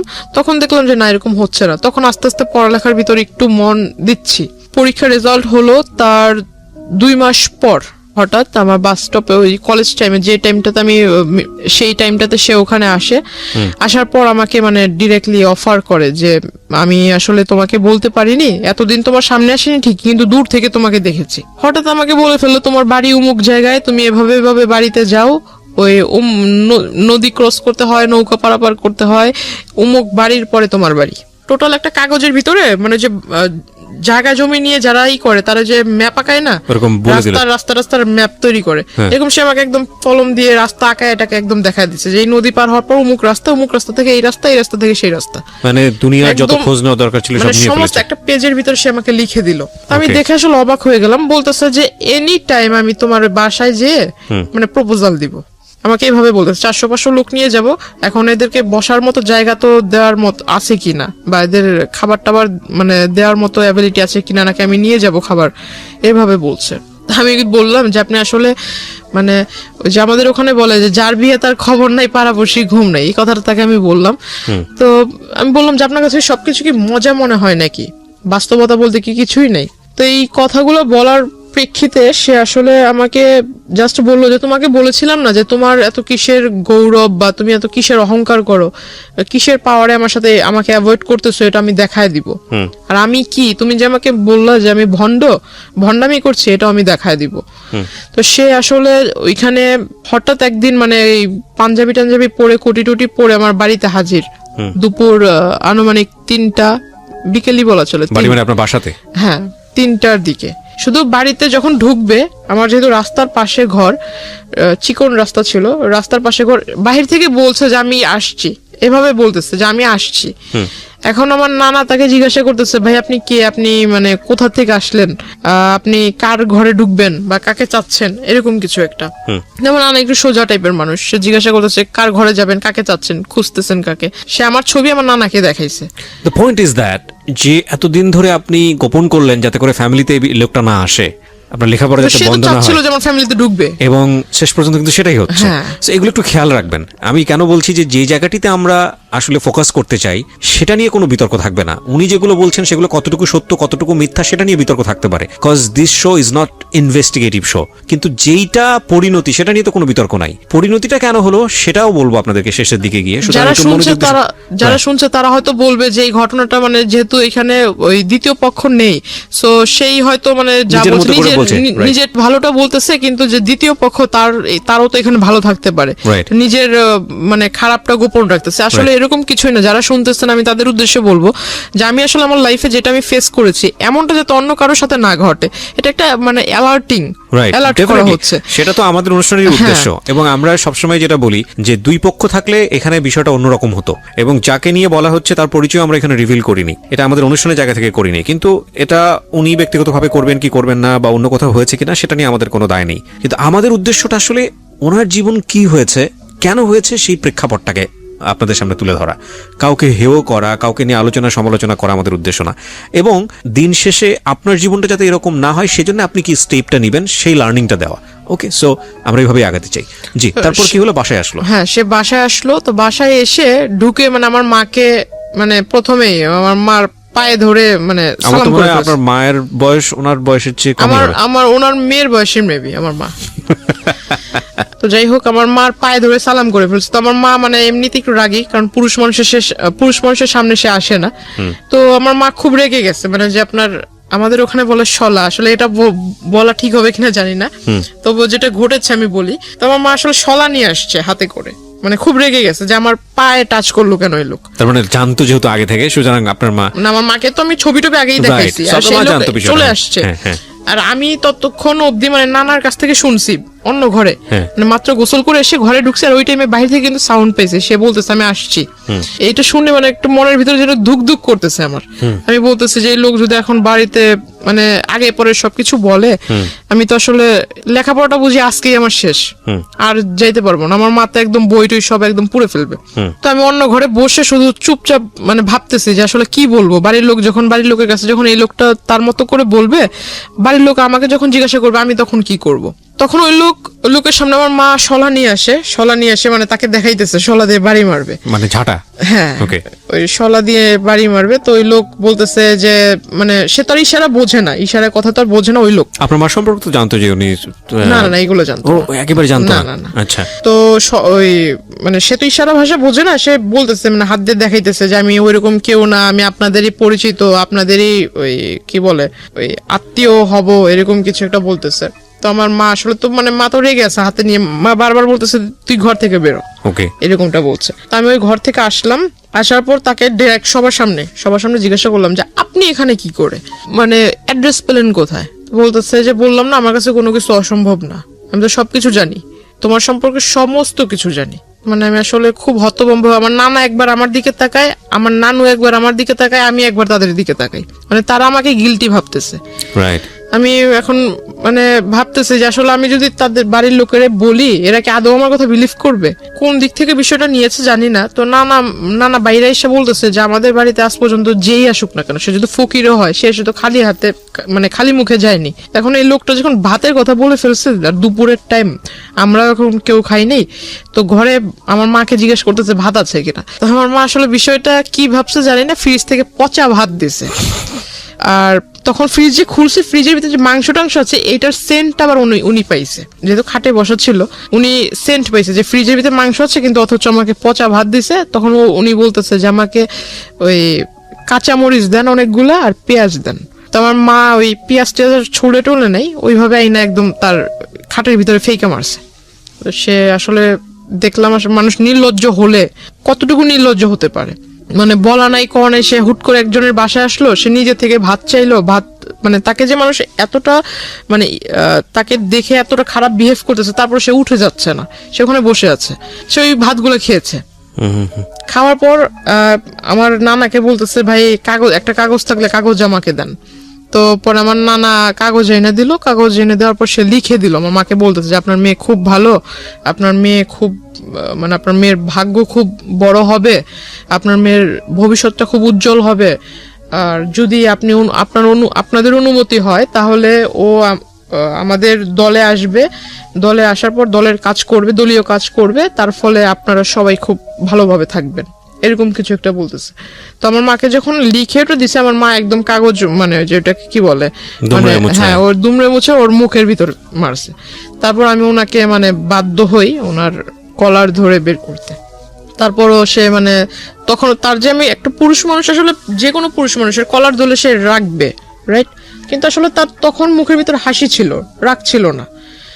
আমি যে তার সাথে মানে এরকম খারাপ আচরণ করছি, যদি আপনাকে বিলিভ করি তাহলে এটা বলতে হবে যে সে তো জেনেই আসছে তার সঙ্গে এরকম ব্যবহার হবে, সো হি নোজ এভরিথিং। দাবার গুটির চালটা কি হয়? দাবার গুটিতে চালটা হচ্ছে যে আমি যে চালটা দিব, এই চালের পরে কি চাল দিতে পারে সে 8টা 10টা অল্টারনেটিভ যে ভাবতে পারে, সে সবচেয়ে ভালো খেলে। মানে নিয়মটা হচ্ছে এটাই দাবা খেলার। প্রত্যেকটা মানুষের লাইফ স্টাইলে কিন্তু এরকম, ও যেখানে এসছে সম্ভাব্য আচরণ কি হতে পারে আপনার ফ্যামিলি থেকে, ও সবকিছু হিসাব করে এসছে এবং ও মেন্টালি সেট হয়ে এসছে, যদি আপনাকে বিশ্বাস করি, এবং ওর কমন পড়ে গেছে, তো রিয়াক্ট করবেন, এটা খুব স্বাভাবিক। তো ওখান থেকে উনি যখন বের হয়ে চলে যায়, হঠাৎ করে মানে উনি যে বাসায় গিয়েছে বা অন্য কোথাও গিয়ে সারেনি, সে আমাকে হঠাৎ করে মেসেজ দিয়েছে আমার নাম্বারে মেসেজে লিখেছে যে আমি আসলে জানতাম না তোমার বাবা মা এরকম, দেখে খুব কষ্ট হলো, আমি আসলে মানে খুব অনুতপ্ত তাদেরকে দেখে, তাদের এই বিষয় দেখে। বাবা তো নাই, বাবা তো তখন বাসায় নাই। না না, বাবা মার সম্পর্কে তো সেটা আগে থেকেই জানে, কিন্তু আয়েশা তো দেখছে আমার মাকে। আচ্ছা, বাবা কখন তো বাবা তখন কোথায়? বাবা তখন বাসায় ছিল না। বাসায় মানে আপনাদের সঙ্গেই থাকতো বাবা? বাবা আমাদের সঙ্গে থাকতো। বাবা বাবার এত সঙ্গে কিছু থাকতো হচ্ছে, বাবা বলতে কিচ্ছু জানে না? বাবা সঙ্গে থাকতো বলতে আপনার সপ্তাহে 7 দিনের ভিতরে বাবা আমাদেরকে সময় দিত 3 দিন, আর 3 দিন সময় দিত ওখানে। আচ্ছা আচ্ছা, যাওয়া আসার মধ্যেই থাকতো। তো আপনি বাবার সঙ্গে এত ফ্রি ছিলেন, বাবাকে বিষয়টা বাবাকে জানাতেন? এইসব বিষয় তো কখনো, বাবার সাথে আমার মানে বাবা আদর করতো, এটা ঠিক আছে, আমি তো প্রথমেই বলেছি যে আমার আম্মুর সাথে আমি ফ্রি ছিলাম, বাবার সাথে এইসব বিষয়ে কখনো না, কোনো বিষয়ে আলোচনা হতো না। ওকে, ঠিক আছে। তো আমি বললাম যে আপনি যেটা করেছেন আসলে কাজটা, আমার বাড়ির লোক এখনো অব্দি আমাকে এই পর্যন্ত কিছু বলেনি, রাত হলে দেখা যাবে যে আসলে কি হয়। কারণ এই জিনিসটা যদি আমার মা এখনো অব্দি আমার সাথে রেগে আছে, মা কথা বলতেছে না, আর মাও আমাকে ডাউট করতেছে। ডাউট করাটা স্বাভাবিক, কারণ একটা লোক এইভাবে আমরা কিভাবে নিজেরাও আসবে? করছি, টু বি অনেস্ট, আমরা নিজেরাও করছি। তো আসলে এই লোকটা কিভাবে বাসায় আসবে? আমার যদি রেসপন্স না পাই কিভাবে বাসায় আসলো, এটা একটা প্রশ্ন থেকে যাবে। কিন্তু আসলে এটা ঘটেছে। তো আমি আসলে, যেহেতু আমি নিজে ওইখানে বাস্তববাদী হিসেবে দাঁড়িয়েছিলাম, তো আমি নিজে তো ঘটনাটা দেখেছি, আর এখন আমি জানি অনেকে এটা বিলিভ করবে না। এখন বিলিভ না করলে কিছু করার নেই। ফাইন, আপনি বলেন আপনার স্টোরি। হ্যাঁ, উনি আমাকে এই বিষয়গুলো বললো। হঠাৎ দেখি যে আসলে তারপর থেকে, ওই দিনের পর থেকে সে কলেজে আসে না, কিন্তু মেসেজ মানে 1 ঘন্টার ভিতরে কতগুলো মেসেজ দেওয়া যায়। 1 মিনিটের ভিতরে না হলেও 5-6টা করে মেসেজ আসতেছে, তাও বিরাট বড় বড় প্যারা, বড় বড় সামারি। আমার জন্য সে এই চিন্তা করছে সারা রাত ভরে, আমার জন্য এটা ভাবে, মানে আমার বাবা মা এরকম, আমার ভবিষ্যৎ কেমন হবে। এই লোকটা যে আপনাকে কন্টিনিউয়াসলি পোক করে যাচ্ছে, আপনি তো তার সাথে এক ধরনের সম্পর্ক আছেই, আপনার বলা চলে যে উনি আসছে কথাবার্তা বলতে, আপনি বাধ্য হচ্ছেন, ফ্যামিলি পর্যন্ত ঢুকে গেছে। আপনার কখনো মনে হয়নি লোকটা সম্পর্কে আপনার একটু খোঁজ নেওয়া উচিত তখন পর্যন্ত? আমি তার সম্বন্ধে আসলে মাথা ঘামাইতেই চাই না। তাকে যতটা মানে আর্লি পসিবল হয় যে তাকে আমার এই বিষয়গুলো থেকে দূরে রাখা। তো মানে আমি সবসময় যেটা ভেবেছিলাম যে বাড়ি পর্যন্ত যেহেতু এসে গেছে, তো এর আসলে যত তাড়াতাড়ি দূরে রাখা যায়। আর আমি ভাবছিলাম যে আসলে আমার এই প্রথম সেমিস্টার তো হয়ে গেছে, সামনে আরেকটা সেমিস্টার আসবে, 2nd সেমিস্টার যদি দিতে পারি, আল্লাহ করে আমার 1st ইয়ারটা যদি চলে যায়, আর এর ভিতরে যদি এই লোক ব্যাঘাত না ঘটায়, তাহলে আমার আসলে মানে 2nd ইয়ারটা আমি কোনো মতো এখান থেকে এখান থেকে শেষ করতে পারলাম, বাইরে শিফট হয়ে যাব, এরকম একটা প্ল্যান ছিল। আসলে আমি তো ওই লোকের কাছ থেকে নিজেকে ছুটাতেই পারতেছি। মানে বিষয়টা হচ্ছে এরকম যে যেভাবেই পারি না কেন, মানে শুধু লেখাপড়াটা কমপ্লিট করি, কারণ ওনাকে ঝামেলায় ফেললে আমি নিজেও ঝামেলায় পড়ে যাব। ওকে, এরকম করতে করতে সে আসলে ওই সামনে আসে না, কিন্তু এরকম মেসেজ দিতে থাকে যে আমার এই বাবা মার মানে এরকম হাবিজাবি নানান কিছু বুঝায় যে তোমার লেখাপড়া, আসলে বাবা মা এরকম, লেখাপড়া করো কিভাবে, কে গাইড করে, এরকম নানান কথা। এক পর্যায়ে দেখলাম যে সে এমন কিছু মেসেজ দিচ্ছিল যেটা আসলে মেসেজ দেখে মানে তাকে অবিশ্বাস করার কারণ নাই যে সে ভালো মানুষ। মানে কিরকম? মানে লেখাপড়ার মানে তোমার বাবা মা এরকম, তুমি যদি কিছু না মনে করো, আমি যেহেতু তোমাকে প্রথমে অন্য সবার কাছে পরিচয় দিয়েছি দাদু হিসেবে, তো আমি ওই দিক থেকে তোমাকে দেখবো, প্লাস তোমাকে গাইড টাইডও করবো, কারণ আমি নিজেও মাস্টার্স কমপ্লিট করা লোক। তো আমি ভাবলাম মাস্টার্স কমপ্লিট করা লোক, তার মানে অনেক শিক্ষিত। তারপর সে আমাকে বারবার মানে মেসেজ করতো যে তুমি সামনে যেহেতু এসএসসি এক্সামিনার, তো আমি তোমাকে কিছু বই, টেস্ট পেপার, মডেল কোশ্চেন ভালো যেখান থেকে মানে একদম কমন পড়ার চান্স আছে, এগুলা তুমি পড়লে একদম মানে 100 না পাইলেও 99 পাবা, এরকম একটা তার কথাবার্তা ছিল। তো আসলে সে আমাকে ওই বইটাই এনে দিছে বলতে মানে 3 থেকে 4টা বই এনে দিছিল। তো আসলে তখনই আমি বুঝতে পারলাম যে হয়তো লোকটা আসলে এতদিন যাই করছে, যেহেতু বইয়ের লেখাপড়ার বিষয়ে সে কথা বলতেছে, হয়তো ভালো মানুষ। তখন থেকে আসলে একটা বিলিফ তৈরি হয় তার প্রতি, আমার সফট কর্নার তৈরি হয় আপনার। হ্যাঁ, বলতে পারেন। এখানে একটা সাইকোলজিক্যাল ব্যাপার আছে প্রিয় শ্রোতা এবং দর্শক যারা দেখছেন, যে একটা মানুষকে আপনি যদি কন্টিনিউয়াসলি পোক করতে থাকেন, আপনার প্রতি একটা রিজেকশন থাকলেও মানে এটা কন্টিনিউয়াসলি যদি পোক করতেই থাকেন, লেগেই থাকেন, সামহাও কোনো একটা ভালো দিক যদি চলে আসে, ওই মানুষের প্রতি ফল ইন হওয়ার একটা সুযোগ থাকে, যেটা হয়তো আজকে যিনি গেস্ট এখানে আছেন তার হয়েছে। জি, ওনার মানে বইটই দেয়, আমি বইটই পড়ি। তারপর আবার দেখতাম যে উনি আমাকে বলতো যে আমি যদি কলেজে আসবো, তোমার কলেজের ওইখানে এসে তোমাকে ডিস্টার্ব করবো না, তবে তুমি যদি কিছু না মনে করো তাহলে আমার সাথে লাঞ্চ করবা। তো আমার একটা স্বভাব ছিল কি যে আমি প্রতিদিন ওইখানে পাশে আবার আপনার চাইনিজ ছিল, তো আমার একটা অভ্যাস কি যে আমি ফাস্ট ফুডের প্রতি খুব একটা নেশা ছিল। তো আমি ওই চাইনিজে ঢুকে একলাই এক টেবিলে বসতাম, যেগুলা মানে যে স্টুডেন্ট যে অফার গুলো ছিল এগুলো আমি নিয়ে মানে একাই টেবিলের ভিতরে বসে খাইতাম, প্লাস ছবি তুলতাম। মানে আমার একটা যে বললাম যে নানা নানু খুব আদর করতো, তো নানার কাছে বলতাম যে আমার এই বই লাগবে, সেই বই লাগবে, আমার একটু পকেট মানি বেশি দিতে হবে। নানাও বিলিভ করতো যে হ্যাঁ বই যেহেতু কিনতে হবে টাকা তো বেশি লাগবে, তো যে টাকাটা চাইতাম সেটাই দিত। তো তার কাছে থাকার না থাক নানির যে ব্যাগ আছে ওইখান থেকে টাকা নিয়ে দিলেও দিত। তো আমি আসলে ওই কাজটা করতাম। তো এটা আসলে সে নোটিস করেছিল, মেবি আগে নোটিস করেছিল। ইভেন সে ওই দিন আমাকে সেই মানে প্রথমে বলে যে লাঞ্চ করবে, আমি ভাবলাম লাঞ্চ করলে সে যে মানুষ কফির 20 টাকার জন্য ঝগড়া করছে সে কোথায় লাঞ্চ করতে পারে। তো আমাকে সে ওই চাইনিজটাতেই পরে ডাকে। আসলে সে ভিতরে বসা ছিল, আমি এটা খেয়াল করিনি। পরে ওই দিন আমি একটু মানে বুঝতে পারি যে আসলে হয়তো এই বিষয়টা সেও জানতো। তো তখন আমি আসলে শিওর হলাম। তারপর জিজ্ঞাসা করলাম, তাকে খুব রিকোয়েস্টও করলাম। ওইখানে দুই তিনজন ওয়েটার ছিল, ওয়েটার আসলে হাসতেছিল আমার কথা শুনে।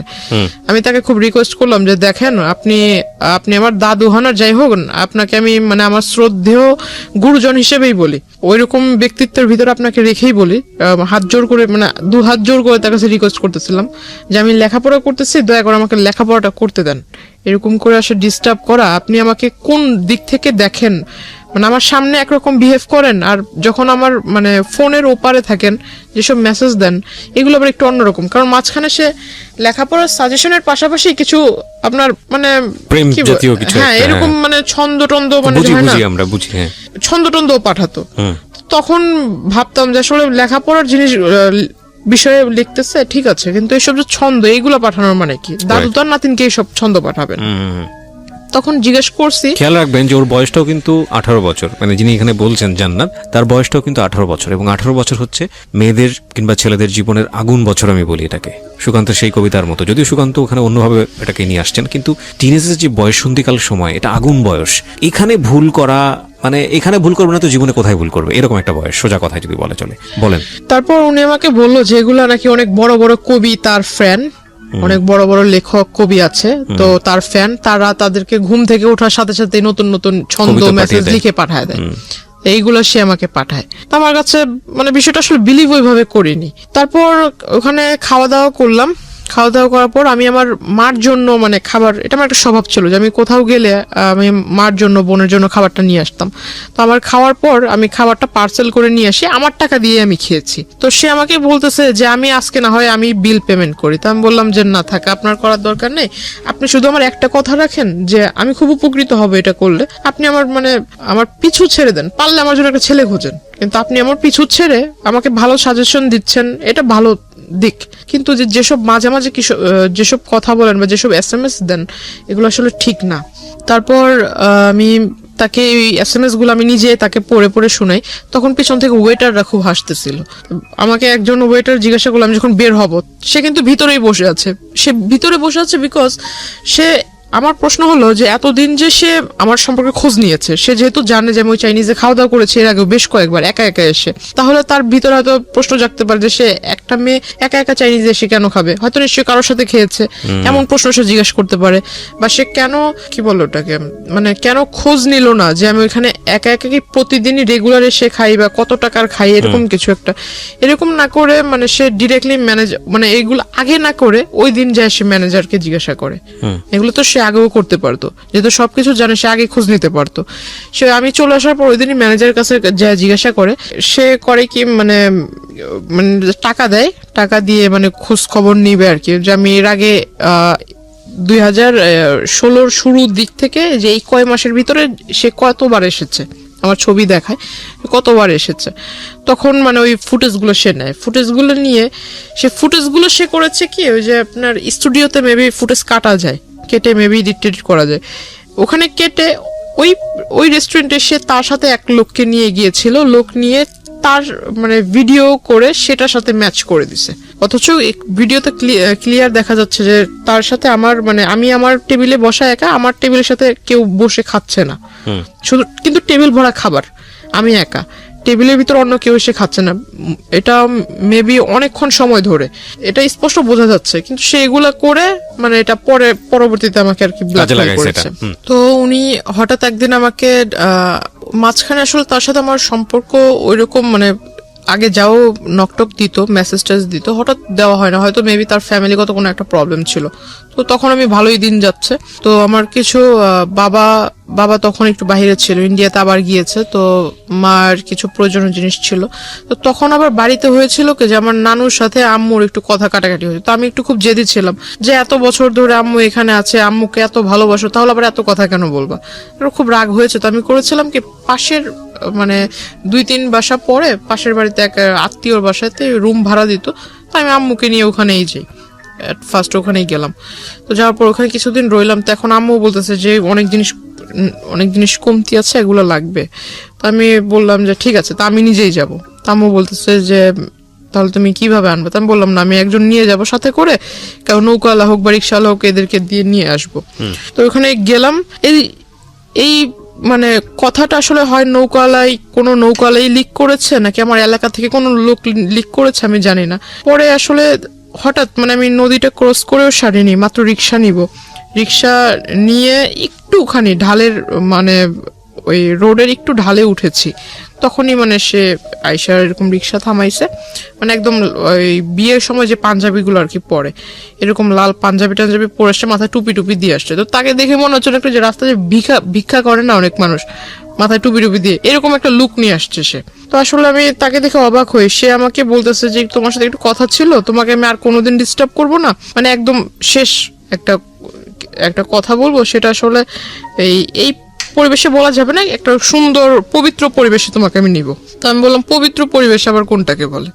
তো বলতেছে না, একটা ভালো জায়গায়, ওইটা তোমার একটা দরগা টাইপের পাশেই, তো রাস্তার পাশেই আবার টিম্বার ছিল, অনেকগুলা কাঠের দোকান ছিল, ভিতরে একটা ছোট্ট একটা ঘরের মতো, ভিতরে যে আপনার মাজার দরগা এগুলা ওইটার ভিতরে নিল। ওখানে তার আগে থেকে তার পরিচিত লোক বসা। দ্যাট মিন সে এতদিনে যে আমার সাথে কানেক্টেড ছিল না, এই গ্যাপটাতে সে করেছে কি আপনার ওই যে নোটারি পাবলিক বলে যে কাগজগুলা, এই কাগজগুলা তৈরি করেছে। প্লাস আমি আপনাকে যে পেপারস গুলো দেখিয়েছি যে আমাদের নামে সে অনেকগুলা মামলা করেছে, মানে আমার হয়ে আমাদের নামে মামলা করেছে, মানে আমি আমার ফ্যামিলির নামে মাদকের মামলা করেছি। এটা পেপারস আমি আপনাকে দেখিয়েছিলাম। সেই বিষয়টা সে এই পেপারস রেডি একসাথে প্রিন্ট করে রাখছে। তো এখন আমি যতটুকু বুঝতাম যে শাপলা মানে হলুদ পেপারের উপরে শাপলা টাপলা ছাপানো, এর মানে কি দলিল, এতে বোঝা যায়। এখন ওখানে লেখাগুলো যে আমি মানে প্রথমে তো ভিতরে আমি যাই, সবার সামনে বলতেছে যে এখানে দুজনে নামাজ পড়বো একসাথে, নামাজ পড়ে মোনাজাত নিয়ে তুমি এই পেপারসে সাইন করবা। আমি বললাম পেপারসে সাইন করবো, মামার বাড়ির আবদার নাকি? এটা মুখের কথা, আপনি আমাকে বলবেন আমি পেপারসে সাইন করে দেবো, আমি পেপারস পড়বো না? কিসের পেপারস? আর পেপারসে সাইনই বা করার কথা আসতেছে কেন? তো বলতেছে আমি তোমাকে বিয়ে করবো, এই মুহূর্তে করবো। তা আমি বললাম যে আমার বয়স হয়েছে বিয়ে করার। তো বলতেছে না, আমি এত কিছু বুঝি না, তোমার বয়স, তুমি এসএসসি এক্সামিনার, তোমার নাকি বয়স না হয়েছে, তোমার তো 21 চলে মিনিমাম। তো আসলে সে আমার বয়সটা ধরেছিল সার্টিফিকেট অনুযায়ী। ও হ্যাঁ, সে আমাকে এই বিষয়টাতে মানে যে বিয়েটার যে বিষয়টা আসলো, এর আগে সে করেছে কি, আমার ওই যে তার রাজনৈতিক যে প্রেক্ষাপট, সেখানে সে আমাকে পোস্ট দিবে, এটা সেটা দিবে, আমি বুঝি না তাতে কি হয়েছে। সে আমাকে যে পোস্টটা দিবে, এই পোস্টার ফলে আমি নানান জায়গায় ভিজিট করব, সেখান থেকে অনেক আউট নলেজ আয়ত্ত করতে পারবো, তার ফলে আমি মানে একটা ভালো রাজনৈতিক দলের কর্মী হিসেবে গ্রহণযোগ্য হব। তাকে আমি বিশ্বাস করে সে আমার কাছে বললো যে তোমার ওই পাসপোর্ট তৈরি করতে হবে। তখনও অবধি আমার পাসপোর্ট নাই। বলতেছে পাসপোর্ট করতে হবে, পাসপোর্টের জন্য ওই ছবির প্রয়োজন, প্লাস তোমার ওই যে স্কুল সার্টিফিকেটের যত কাগজপত্র আছে এগুলা। তো আমি বললাম যে আসলে পাসপোর্ট আপনি কেন করবেন, আপনি আমাকে বলেন কোথায় যেয়ে করতে হবে, আমি বাড়িতে যেয়ে বলবো। তো বলতেছে না, বাসায় জানানোর দরকার নেই, এটা তুমি বাসায় সারপ্রাইজ দিবা, যখন তুমি পোস্টটা পাবা বা এই পোস্টটা যখন টিভিতে তোমাকে দৈনিক দেখানো হবে, মানে নানান রকম অনুষ্ঠানে তোমাকে দেখানো হবে, তুমি যখন বক্তৃতা দিবা বাড়ির লোক দেখবে, তারা এমনিতেই ইমপ্রেসড হবে। তাই আমি বললাম সত্যি কি এরকম কিছু হবে? তো যেহেতু ভিতরে একটা রাজনীতি করার একটা ক্ষোভ ছিল, ক্ষোভ বা ভালো আগ্রহ, আচ্ছা যাই হোক ওটা ছিল। তো আমি আসলে ওই দিক থেকে চিন্তা করলাম, সে যেহেতু মানে মেঘ না চাইতে বৃষ্টি হয়ে যাচ্ছে, আমার ছোটবেলা থেকে একটা ইচ্ছা ছিল সে আমাকে মানে এত বড় একটা প্ল্যাটফর্মে লোভে পড়ে তাকে কিছু ডকুমেন্টস দিয়েছেন, আমি বুঝতে পারছি। হ্যাঁ, লোভ বলতে পারেন। তো প্ল্যাটফর্মে দাঁড় করিয়ে দিবে তো ভালোই, তো আমার ইচ্ছাটা পূরণ হবে, আমি লেখাপড়াও শেষ তো করে আমি যেটা বুঝতে পারছি যে আপনি তাকে কিছু ডকুমেন্টস দিয়েছিলেন যেটার বেসিসে সে হচ্ছে আপনার কি হ্যাঁ, পুরো একটা তাকে পেপার believe তৈরি করেছে। আর আমি এত বড় একটা গাধা ছিলাম, এখন নিজেকে না বলে আসলে আমি এখানে আমারও ভুল আছে অনেক, যে আমি আসলে তাকে পুরোপুরি বিলিভ না করে বা তার সম্বন্ধে কিছু না জেনে আমার সমস্ত একটা ফাইল ছিল, সেখানে আমার প্রাইমারি লেভেল থেকে শুরু করে স্কুলের যত ডকুমেন্টস ছিল সমস্ত মানে ফাইলটাই তাকে দিয়ে দিছি। না, ফাইলটা দেওয়ার মানে মূল ফাইলটার ভিতর তোমার কাগজপত্র ছিল, ওই ফাইলটাতে সমস্ত মা সব স্কুলের যাবতীয় কাগজপত্র রাখে। তাকে সার্টিফিকেট গুলো বের করে দিচ্ছে, সে আমাকে বলতেছে যে না তোমার সার্টিফিকেট দরকার নেই, আমার কাছে আমি কিসে করে নিয়ে যাবো এই কাগজগুলো, কাগজ তো মূল্যবান কাগজ, যেহেতু ফাইলটার ভিতর আছে, ফাইলটা এখন এই ফাইলটা যা যা আছে এই সমস্ত কিছু আমি আবার তোমাকে ব্যাক করে দিব, তুমি আমাকে এটা দাও, আমি তোমাকে যা যা আছে সমস্ত কিছু ফিরিয়ে দিব। তো আমি গেলাম, সে আমাকে বললো যে ছবি তুলতে হবে, 22 কপি না 20 কপি যেন ছবি লাগবে বলছিল। পরে ছবি তুললাম স্টুডিও থেকে, স্টুডিওর ছবি আনবন্ড করে আর আমাকে বলে মানে ডেট বলে না যে অমুক দিন আনতে হবে, ছবিগুলো আমাকে দিবা, এই ছবি দেওয়ার ডেটটা আর বলে না। তো আমি আর ওই বিষয়ে মাথা ঘামাইনি, ছবি স্টুডিওতে পড়ে রয়েছে। সে ওই সার্টিফিকেটের ফটোকপির সাথে ফটোকপি আর ওই আপনার ওই ফটোকপির ডেট দিয়ে সে আর কি বলে যে আমি বিয়ের বয়স আমার হয়েছে, কারণ সার্টিফিকেট আমার 4 বছর বয়সে মেবি আমাকে স্কুলে ভর্তি করা হয়, আমাকে বয়সটা বাড়িয়ে দিছিল কারণ আমার গ্রোথের বিয়ে করতে কারণে। চাইলো আপনাকে, তারপর কি করলেন? সার্টিফিকেটের অনুযায়ী সে আমাকে ওই বয়সটা দেখায় বেশি। সে আমাকে যখন বিয়ের প্রস্তাবটা দেয় সবার সামনে যখন দেয়, আমি মনে করেছিলাম যে দরগাতে মাজারে তো অনেক মানুষই যাতায়াত করে, কিন্তু আসলে ওইখানে যারা যারা ছিল সবাই যে তার পরিচিত এটা আমি জানতাম না।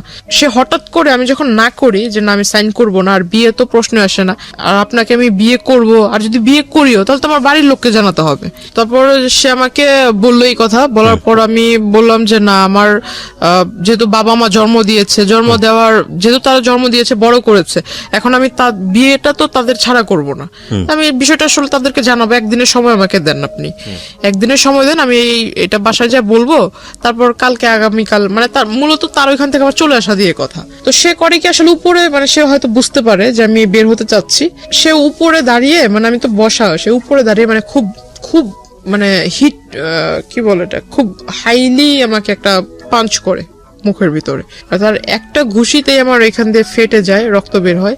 তারপর সে তার হাতে মেবি ধারালো কিছু ছিল, আবার এইখানে মানে এভাবে মানে টান দিতে গিয়ে এখানে নাকের পুরো মাংসটা উঠে আসছিল। আমি আসলে খুব জোরে ব্যথা পেয়েছিলাম, খুব হাউমাউ করে কান্না করতেছিলাম। তো আসলে পাশে যারা ছিল তারা মিনিটের জন্য আমাকে ধরেনি বা ওই লোকটাকে বলেনি যে তুমি এটা করতেছো কেন, এটা আসলে জিজ্ঞাসা করেনি। তখন আস্তে আস্তে ওরা করতেছে কি বাইরে চলে যাচ্ছে, তখন বুঝতে পারলাম যে হয়তো ওরই পরিচিত লোক, নয়তো কিছু বলবে না কেন। তো ওইখানে একটা মহিলা ছিল, আমি তাকে বললাম দেখেন আমি আসলে তাকে মানে ওইভাবে চিনি না, কিছুদিন ধরে চিনি, কিন্তু সে আমাকে জোর করে বিয়ে করবে এটা তো হয় না, আর আপনাদের এখানে এগুলো ঘটতেছে আপনারা কিছু বলতেছেন না কেন। তো ওই মহিলার ওইখান থেকে সে ও করে কি আমাকে নিয়ে বের হয়ে যায়, বের হয়ে আমার এখান থেকে রক্ত বের হইতেছে, সে আমাকে রাস্তাতে টেনে নিয়ে যাচ্ছে। এক লোক জিজ্ঞাসা করতেছে যে মেয়ের মুখ থেকে রক্ত বের হচ্ছে, মাংস এখান থেকে ফেটে গেছে, আপনি মানে ওকে এইভাবে টেনে নিচ্ছেন কেন? সে বলতেছে আমার মেয়ে আরেকজনের সাথে ভেগে যাচ্ছিল, ওরে ধরে নিয়ে আসছি, তোরে মারবো না কি করব। সে মানুষের কাছে ওটা বলতেছে। সে যখন বলছে যে লোকটা জিজ্ঞাসা করছে সেই লোকটার আর বলার কিছু ছিল না, সে আমাকে নিয়ে গেল তারই পরিচিত এক। তো আপনি কিছু বললেন না কেন তখন? তখন আমি আসলে কিছুই বলিনি, এটা না বলার হয় মানে তখন, কিন্তু আমার মনে আছে যে আমি তখন কান্না করতেছিলাম খুব। Something fishy. আমি প্রথম কথা হচ্ছে যে আপনি গল্পটা যেভাবে বলছেন তাতে মানুষের অনেক প্রশ্ন তৈরি হবে, যেটা আমারও হচ্ছে। একটা মানুষকে আপনি প্রথম থেকেই বলছেন পছন্দ করেন না, যে মানুষটাকে আপনি পছন্দ করেন না সেই মানুষটা এত দূর যেতে পারে না, এটা একদম জেনারেল পারসেপশন। সেই মানুষটাকে আপনাকে মাজারে নিয়ে যাবে, সেই মানুষটা আপনার বাসায় ঢুকে যাচ্ছে, সেই মানুষটা আপনাকে সাজেশন দিচ্ছে, সেই মানুষটাকে আপনি আবার হচ্ছে আপনার ডকুমেন্টস সবকিছু দিয়ে দিচ্ছেন না। This is really unbelievable. এটা আমার কাছে পুরোটাই অবিশ্বাস্য মনে হচ্ছে। একটা জায়গা থেকে কোনো না কোনো ভাবে আপনি ওনার প্রতি কোনো না কোনো দিক থেকে ফলেন ছিলেন, নইলে এটা তারপরে দুর্বল তো ছিলাম যে আপনার লেখাপড়ার যে সাজেশনটা দিত ওই দিক থেকে তাকে রেসপেক্ট মানে করতাম। যদি আমি বলি তালিবাজার বিষয়টা, তাহলে আমার মনে হয় এখানেও আপনার কোনো অবদান আছে। আমি জানি না, আমি আরো সামনের দিকে যেতে চাই, পুরো গল্পটা আমি নিয়ে আসতে চাই। জি বলুন। তারপর আচ্ছা, তারপর সে আমাকে মানে ওই জায়গায় অফিসটাতে নিয়ে গেল। অফিসে নিয়ে যাওয়ার পর সে আমাকে বললো যে তোমার এখানে তুমি সিগনেচার করবে, তো তোমাকে তো ওইখানে সবার সামনে মাত্র 2টা আঘাত করেছি, এর থেকেও বেশি কিছু করতে পারি, তো তুমি এখানে সিগনেচার করো। তখন আমি আসলে বললাম যে আপনি আমাকে একদিনের সময় দেন, আমি বাসায় যাই বিষয়টা ডিসকাস করি। তো সে আমাকে বলতেছে যে তুমি এই অবস্থায় বাসায় যাবার আমাকে পুলিশ কেসের ভিতরে ঝামেলার ভিতরে ফেলবা, আমি কি এতই কি বোকা নাকি তোমাকে এই অবস্থায় ছেড়ে দিব।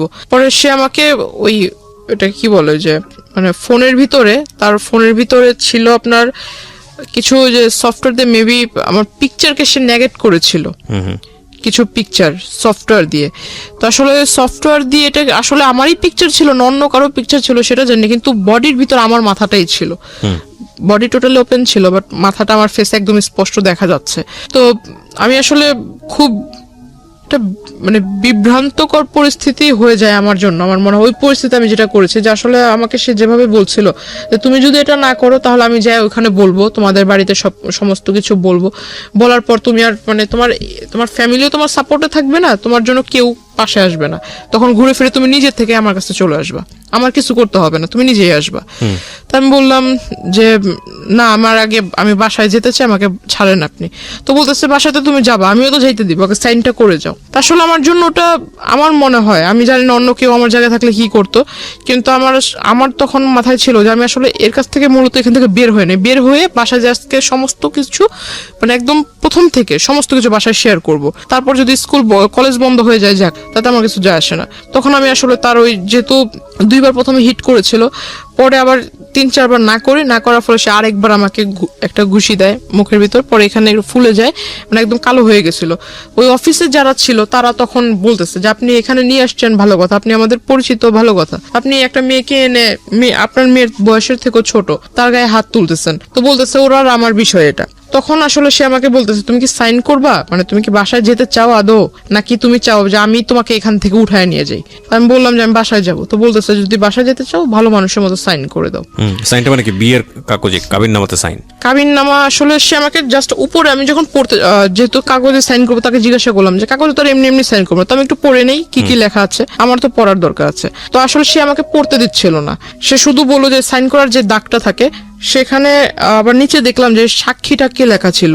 আমি তাকে জিজ্ঞাসা করলাম যে বিয়ে তো সাধারণত কাজী সাহেবরা পড়ায়, তো এখানে তো কোনো কাজী নেই, কিছু নেই, এটা কিভাবে বিয়ে হচ্ছে? তো বলতেছে না, এটা সব কোর্টের মাধ্যমে বিয়ে হচ্ছে। আমি কোর্ট থেকে সমস্ত কাগজ নিয়ে আসছি, দ্যাট মিন সে নিজেই অনেক লোকের স্বাক্ষর সে নিজেই দিয়ে দিছে। পরে যখন সে আমাকে বললো, তারপর আমি মনে হয়েছে যে আমি বাসায় চলে যাব, আর এই সাইনটা যদি না দেয় তাহলে তো সে আমাকে বাসায় যেতে দিবে না। আমি আসলে তখন সাইনটা করি। আচ্ছা, সাইনটা করার পর সে শুধু মানে সবচেয়ে খারাপ লাগছিল যে সে আমাকে দেখতে দিচ্ছিল না, লেখাগুলো দেখতে দিচ্ছিল না, শুধুমাত্র সাইন করার যে জায়গাটা ওই জায়গাটাই দেখতে দিচ্ছে। আর আরেকটা জিনিস দেখাইছে, সেটা হলো যে জায়গায় ছবি থাকে, দুজনের ছবি থাকে, সেখানে আমি দেখলাম যে সেখানে আমার কোনো ছবি না, ফেসবুক থেকে ডাউনলোড করে মানে একটা ছবি ডাউনলোড করে সেটাকে সে বের করছে, সাথে করে সেই নিয়ে আসছে ছবি, সেই সাথে করে ছবি নিয়ে আসছে আমার ছবি। সে ওখানে আমার সামনে গ্লু দিয়ে লাগাই দেওয়ার পর সে আমার সিগনেচার নিল, তারপর বললো যে ঠিক আছে এবার তুমি চলে যাও। বাসায় এসে সবাইকে বলার পর সবাই আমাকে খুব মানে রাগারাগি করে, প্লাস মা অনেকগুলো চর থাপ্পড়ও মারে। তো মানে খুব কান্নাকাটি করতেছিলাম। তখন বাবা সিদ্ধান্ত নিল যে না, তোমার আর লেখাপড়া করার দরকার নেই। তো ওখান থেকে আমার কলেজ স্টপ হয়ে গেল। কত সালের ঘটনা এটা? 2016 সাল, মাত্র কয়েক বছর আগের ঘটনা। হ্যাঁ, আমার কলেজে যাওয়া বন্ধ হয়ে গেল, ইভেন আমার ফোনটাও আমার কাছ থেকে নিয়ে নেওয়া হলো। একটা দাওয়াত ছিল, বিয়ের অনুষ্ঠানের দাওয়াত।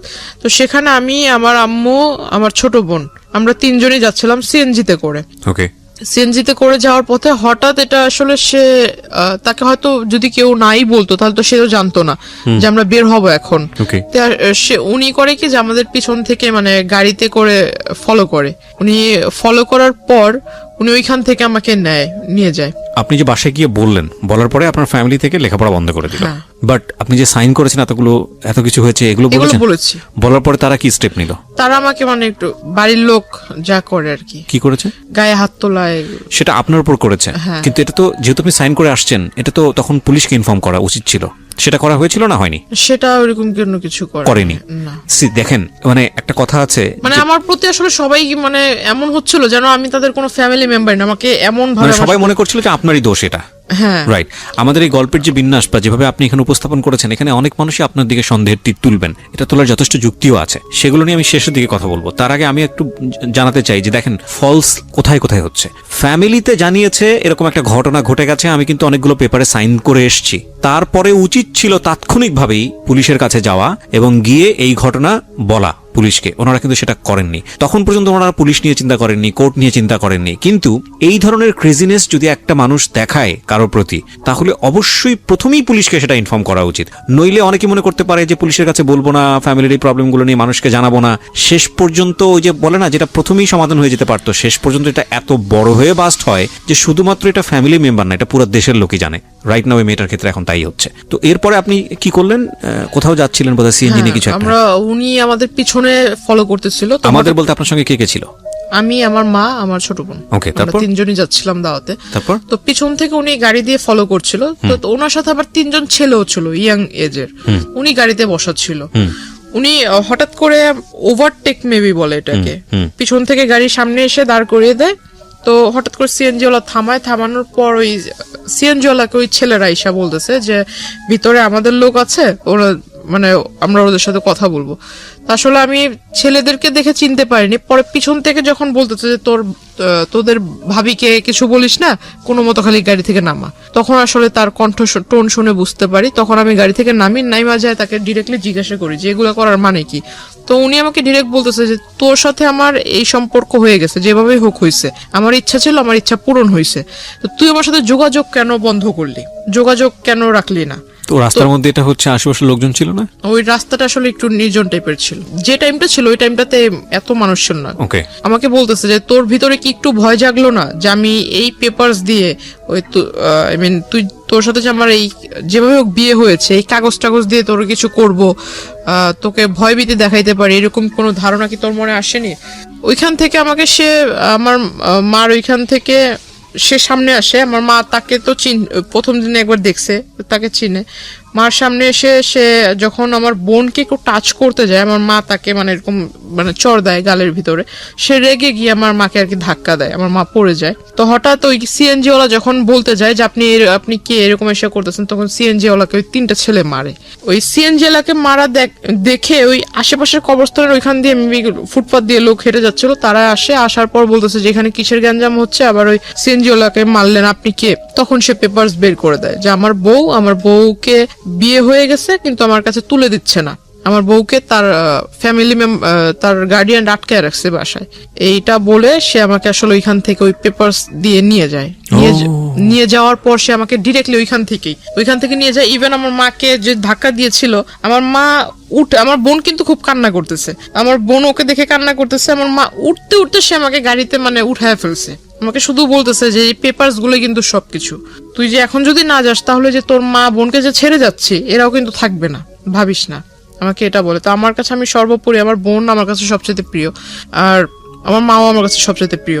তো আমি ওর সাথে যাওয়ার পর এটা যাই বললে ভুল হবে, সে আমাকে নিয়ে যায় জোরপূর্বক। আমাকে নিয়ে সে ডিরেক্টলি এক মহিলা, তারই পরিচিত এক মহিলা, ওই মহিলার বাড়িতে 4 দিন ছিলাম। 5 দিনের দিন সে অ্যারেস্ট হয়। তো 4 দিনই সে আমাকে খুব টর্চার করেছে ওই মহিলাটা। মানে দিনের বেলা মানে খাবারের টাইমে খাবার দিত, খাবারের টাইমটা শেষ তখনই এসে মানে বারবার বলতো যে তুই এরকম কেন করছিস, তুই যদি তার সাথে সাংসারিক জীবন যদি না শুরু করিস তাহলে মানে তোর এই ফ্যামিলির সমস্যা হবে, এই পেপারস দিয়ে অনেক সমস্যা করব।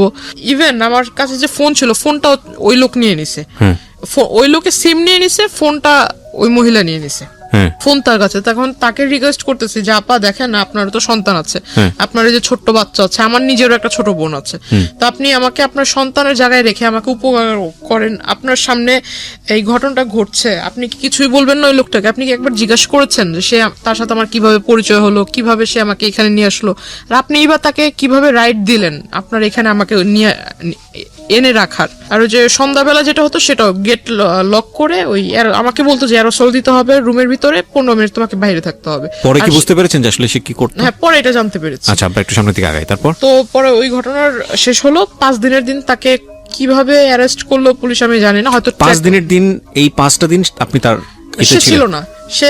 সে মাঝখানে 4 দিন আমি ওই মহিলার বাসায় ছিলাম, 2 দিন সে আমার ওখানে যায়। 2 দিনে গিয়ে যে আমি আপনাকে বললাম যে আমার প্রচুর ঘুম হতো, কেন হতো এটা আমার কাছে কোনো আনসার ছিল না। আর দুপুরে যে খাবার ছিল, এখন আমি যার বাসায় আছি তাকে তো আর আমি বলতে পারি না যে আমার ইচ্ছে মতো খাবার দেন, আমি যেটা খাবো সেটাই আমাকে দিতে হবে।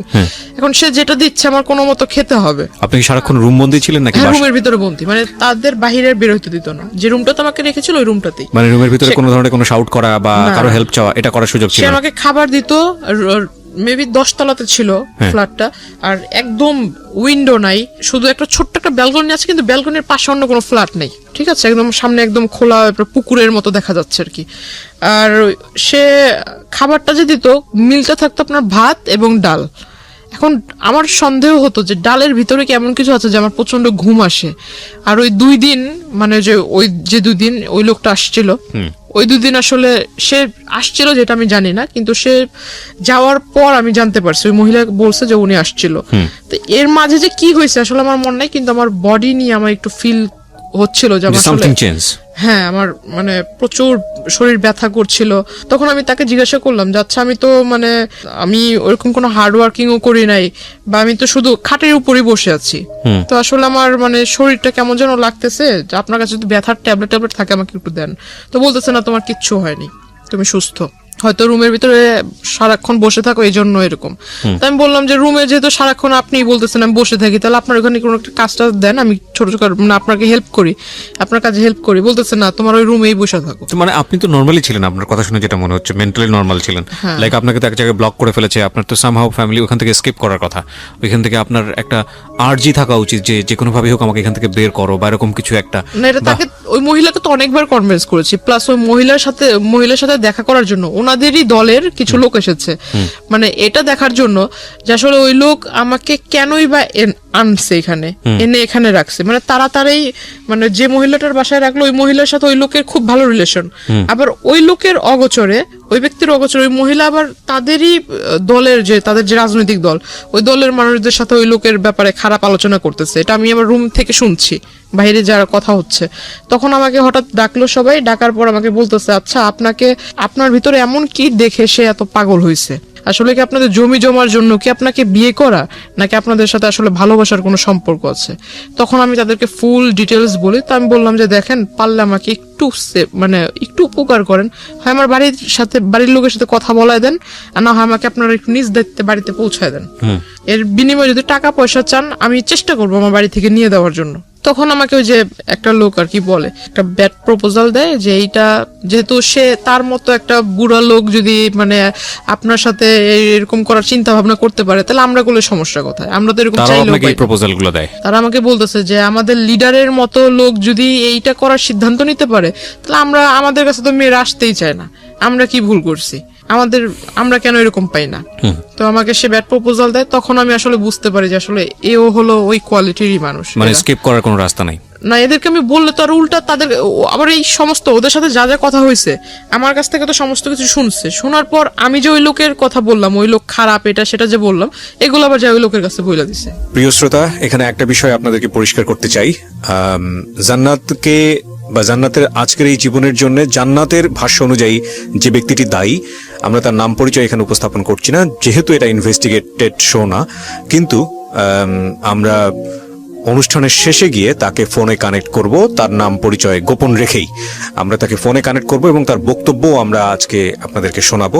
আমরা প্রথমে জান্নাতকে বা জান্নাতের যে পরিবার এখানে এসেছে তাদের সবাইকে ফ্লোর দিতে চাই, তাদের কথা শুনতে চাই, এবং সেখান থেকে যে প্রশ্নগুলো উদ্ভাবন হবে সেগুলো নিয়ে আমরা যে ব্যক্তিটি আজকে জান্নাতের জীবনের জন্য এই জায়গাটায় দায়ী, তার সঙ্গে আমরা কথা বলবো একেবারে অনুষ্ঠানের শেষে। সুতরাং সঙ্গেই থাকবেন আশা করছি। এখানে একটা বিষয় আপনাদেরকে পরিষ্কার করতে চাই। জান্নাতকে বা জান্নাতের আজকের এই জীবনের জন্য জান্নাতের ভাষ্য অনুযায়ী যে ব্যক্তিটি দায়ী, আমরা তার নাম পরিচয় এখানে উপস্থাপন করছি না, যেহেতু এটা ইনভেস্টিগেটেড শো না, কিন্তু আমরা অনুষ্ঠানের শেষে গিয়ে তাকে ফোনে কানেক্ট করব, তার নাম পরিচয় গোপন রেখেই আমরা তাকে ফোনে কানেক্ট করব এবং তার বক্তব্য আমরা আজকে আপনাদেরকে শোনাবো। আমরা প্রথমে জান্নাতকে বা জান্নাতের যে পরিবার এখানে এসেছে তাদের সবাইকে ফ্লোর দিতে চাই, তাদের কথা শুনতে চাই, এবং সেখান থেকে যে প্রশ্নগুলো উদ্ভাবন হবে সেগুলো নিয়ে আমরা যে ব্যক্তিটি আজকে জান্নাতের জীবনের জন্য এই জায়গাটায় দায়ী, তার সঙ্গে আমরা কথা বলবো একেবারে অনুষ্ঠানের শেষে। সুতরাং সঙ্গেই থাকবেন আশা করছি। আমি কথা না বাড়িয়ে গেস্টের কাছে আবারও ফিরতে চাই আমরা যেখানটায় ছিলাম। তারপর ওই লোক 5 দিনের যেদিন ধরা খায়, ওই দিন দিনের বেলা সে আসে, আয়শা মানে আমাকে জিজ্ঞাসা করে যে তুই এগুলো বলছিস, আমার নেতাকর্মীর কাছে। আমি বললাম না তো, আমি এত কিছু তো বলিনি। তো বলতেছে না, যে এগুলো বলছিস, তারা আমাকে মিথ্যা বলেন। আপনি স্কিপ করেন কিভাবে ওখান থেকে?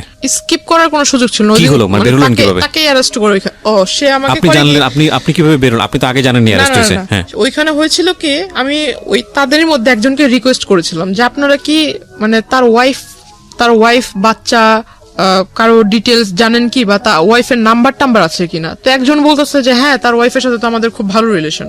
তাই আমি বললাম আপনি একটু পারলে ওনার ওয়াইফের সাথে আমার কথা বলাই দেন, আর না হলে ওনার ওয়াইফকে এখানে আসতে বলেন। ওনাকে বলি, তো ওই লোকটা করছে কি যে ওই লোকটা আবার আমাকে ওই দিনই বললো যে তুমি আমার বোনের মতো, এরকম করে বললো। তো আমি আবার একটু বিলিভ করে ফেললাম, যেহেতু বোন বলছে হয়তো ভালোই হবে। তো উনি করছে কি, ওনার ওয়াইফকে আনার পর ওনার ওয়াইফ আমাকে বলতেছে যে চল তুই আমার সাথে চল, মানে খুব রাগান্বিত হয়ে বলতেছে। তার ওয়াইফ ওইখানে আসার পর তার ওয়াইফ আমাকে এই কথা বলে যে আমার সাথে চল, তুই আমার সাথে গেলে আমার বাসায় যাবি, যাই ওখানে থাকবি, তারপর আমি সবকিছু শুনে টুনে তোরে তো ওদের বাসায় দিয়ে আসবো।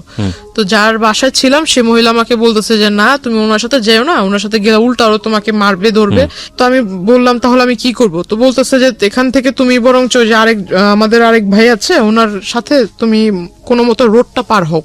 ওই লোকটা আমাকে নিয়ে সিএনজি করে আমাকে নিয়ে চলে গেল আপনার ওইখানে আমাকে নিয়ে যাওয়ার পর আমাকে বলতেছে যে এখান থেকে বাসে করে আমাকে আমার বাড়িতে পাঠায় দিবে। এখন বাসে করে যে আসবো, আমার কাছে তো টাকা নেই, বাসে করে না হয় সে পাঠায় দিল, আর সে আমাকে বাসের ভাড়াও দিবে না, বাসে করে পাঠাবে, বাসের ভাড়া দিবে না।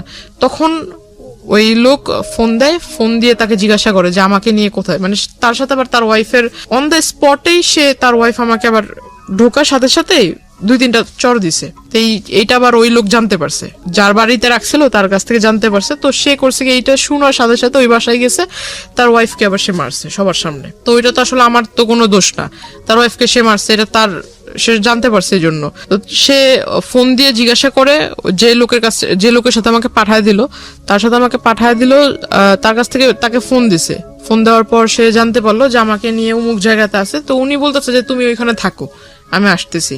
উনি আসলো, আসার পর আমাকে ওনার সাথে করে বললো যে তোমার বাড়িতে নিয়ে যাও, তোমার বাড়িতে নিয়ে যাও, আমি আইসা তোমার যা যা ওর থাকার খরচ যা যা লাগে আমি এগুলো দিব। কে বলেছে এটা? মানে ওই যে ওই লোক। উনি আমার ওনার সাথে ওনার বাড়িতে পাঠালো। তো ওনার বাড়িতে পাঠালো। হ্যাঁ, ওনার ওয়াইফের বাসায় ছোট্ট একটা ঘরের ভিতরে মানে তারা থাকে। এখন তাদের হাজবেন্ড ওয়াইফের মাঝখানে আমি কিভাবে থাকবো? ছোট্ট একটা ঘর, এই ঘরের ভিতরে তাকে আমি বলতেছি ভাই দেখেন, আপনি আমাকে দয়া করে আমার বাসায় পৌঁছায় দেওয়ার ব্যবস্থা করেন, আমাকে বাসায় পৌঁছায় দেন। আর আপনি তো এই সমস্ত ঘটনা নিজেও দেখতেছেন, আপনি যেহেতু বোন বলে ডাকছেন, আমাকে বাড়িতে দেন, আমি খুব উপকৃত হব। মানে যে লোকটার মাধ্যমে পাঠাচ্ছে ওই লোকটার সাথে আপনার কথোপকথন? হ্যাঁ, এই কথা বললাম। বলার পর সে আমাকে বলতেছে যে না, এখন আমি যদি আপনারে দেই তাহলে তো আমার নামে আবার কেস করে দিবে, উনি লিডার যে মানে রাগী লোক, আমি আপনাকে দিব এই কথা জানতে পারলে আমার নামে কেস করে দিবে। তারপর ওইখান থেকে আমাকে তার সাথে তাদের বগুড়াতে নিয়ে যায়, তার ওয়াইফের মানে তার শ্বশুর বাড়িতে। মানে উনি আমাকে বলতেছে যে বোন দেখো, তোমাকে যদি এখন আমি তোমার বাড়িতে দিয়ে আসতে যাই তাহলে আমার নামে তো সে কেস করে দিবে, তো আমি আসলে কোনো যাও খেটে খাচ্ছি তাও খেটে খেতে পারবো না। মানে আপনাকে সেভ করতে সে তার বাড়িতে নিয়ে যায়? হ্যাঁ, তার শ্বশুর বাড়িতে নিয়ে যায়, তার ওয়াইফের সাথে, মানে সে সহ তার ওয়াইফ, তাদের দুজনের সাথে আমাকে তাদের শ্বশুর বাড়িতে নিয়ে যায় বগুড়াতে। আপনি কি ইন দ্য মিনটাইম আপনার ফ্যামিলির সঙ্গে যোগাযোগ করতে পেরেছিলেন? কল করেছিলাম, কিন্তু সেটা বলে দিছে ওনার ওয়াইফ বলে দিছে। আপনার ফ্যামিলির সঙ্গে কথা হয়েছে? আপনার মার সঙ্গে কথা হয়নি, কল করেছিলাম, কল রিসিভ করেনি। ওকে, আননোন নাম্বার দেখে কল রিসিভ করেনি। কিন্তু এটা আবার অলরেডি আপনাকে যে চিন্তাই করেছে বা যে অপহরণ করেছে সে ইনফর্ম হয়ে গেছে। ওকে, জেনে গেছে। তারপর ওই বগুড়া থেকে সে হয়তো কোনো কিছু একটা ভেবেছে ওইখানে সেফ না, বা আমাকে রাখলে সে ধরা খায় যাবে। আর এই মাঝখানে সে জানতে পেরে গেছে, তাকে অনেক সাংবাদিক বা পুলিশের লোক সোর্স তাকে ফোন করেছে, এটা সে জানতে পেরেছে। আর সে হয়তো কিছুটা ধারণা করতে পেরেছে যে পুলিশ তাকে খুঁজছে, এরকম কিছু। মানে সামহাও আপনার ফ্যামিলি থেকে স্টেপ নিয়েছে ইতিমধ্যে। ওকে, আমাকে বগুড়া থেকে ওই রাতের মানে যেদিন গেলাম বগুড়াতে আমাকে নিয়ে গেল, সেদিনই ভোরবেলা মানে সন্ধ্যাবেলা এখান থেকে গেল, ওইখানে যে পৌঁছেছি রাতের মেবি 2টার দিকে বা 2:30টার দিকে। ভোরবেলা সে আমাকে ওইখানে চলে গেছে আনার জন্য। সে আনবে, এটা কিন্তু 5 দিনের ঘটনা। সে আমাকে আনবে, আনার পথে মানে ওই সে ধরা খায় আর কি পুলিশের কাছে। হ্যাঁ, পুলিশ তাকে অ্যারেস্ট করে আমাকে থানায় বসায়। থানায় বসানোর পর আমাকে মানে যে মামলা নিবে এটা জিজ্ঞাসাবাদ করতেছে, তখন তার ওয়াইফ আসে। তার ওয়াইফ আইসা মানে আমাকে ওই ফোনের ভিতরে দেখায় যে আমি ওই যে আপনাকে বললাম যে গোসল করবার ঢোকার আগে যে 15 মিনিট আর সন্ধ্যাবেলা ঘুমানোর যে 15 মিনিট, যে একটা ব্রেক দিত, ব্রেকের ভিতরে মহিলা ঘরের ভিতরে যাই করতো ওটা, তখন আমার সন্দেহটা বাস্তবায়ন হয় যে হয় কোনো স্পাই ক্যামেরা নয়তো কোনো ফোন সেখানে সেট করা থাকতো। আর সেই গোসল করার ভিডিও প্লাস আমি যে ঘুমাতাম, তো ঘুমের সময় মানুষ কোন টাইপের হয়ে যায় এটা তো কোনভাবে ঘুমায় এটা তো বলা মুশকিল। তো আসলে এই সমস্ত কিছু ইভেন আমি ঘরে বসে বসে যে আমার ফ্যামিলির কথা মানে একা একা কথা বলতাম, সে সমস্ত কিছু ফোনের ভিতরে রেকর্ড হয়ে আছে। তো এই সমস্ত কিছু আমাকে তার ওয়াইফ দেখায়, থানার ভিতরে আসে, আইসা আমাকে দেখালো, দেখানোর পর সে আমাকে আবার তার বাচ্চা, 2টা বাচ্চা, আমাকে বলতেছে তুই যদি আমার বাচ্চাদের দিকে তাকায়, আমার বাচ্চার বাবাকে যদি সেভ না করিস, আমার বাচ্চা বাবা যদি জেলে চলে যায় তাহলে তোর জীবন শেষ। মানে এগুলো আমি পুরো একদম নেটের ওয়ার্ল্ডে ছেড়ে দিব। এটা ওর ওয়াইফ বলে? হ্যাঁ, ওনার ওয়াইফ বলে।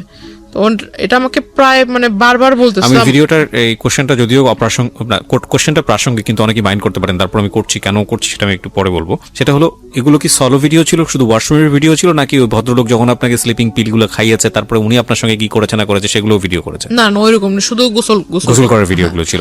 আমি প্রশ্নটা এই কারণেই করেছি যে এটা যদি সলো ভিডিও হয় তাহলে ডেফিনেটলি এটা যদি সে ওখানে ছাড়ে, সলো ভিডিও না যে কোনো ভিডিও যদি উনি ছাড়ে ইন্টারনেটে, যেটা ওনার ওয়াইফ আপনাকে থ্রেট করেছে বা এরকম কোনো কিছু করেছে, আচ্ছা আপনি আজকালকার যুগের একটা মেয়ে, আমি প্রশ্নটা মানে একটু রাগেই করছি আপনাকে, আপনি কি জানেন না বাংলাদেশে সাইবার ক্রাইম নামে একটা আইন আছে? এটা নিয়ে আমাকে আসলে পরে এটা নিয়ে অনেকেই আমাকে অনেক কথা শুনেছে, এবং এটা কত শক্তিশালী আইন এটা আপনি জানেন? কিন্তু আমার জন্য আসলে যে আমি আপনাকে বললাম না যে আমি কারোর সাথে মিশি নাই, কাউকে ফ্রেন্ড করি নাই, কারোর সাথে নিজের কথাগুলো শেয়ার করতাম, এটা আমার একটা বড় খারাপ পয়েন্ট ছিল।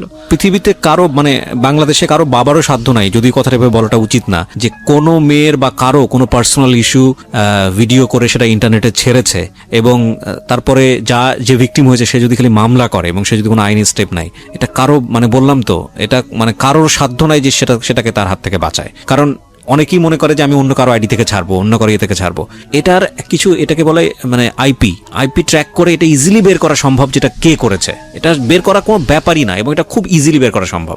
এবং এগুলো অহরহ উদাহরণ আছে ইন্টারনেটে, ফেসবুকে এরকম ঘটনা ঘটতেছে এবং তারা অ্যারেস্ট হচ্ছে। যাই হোক, তারপরে কি হলো?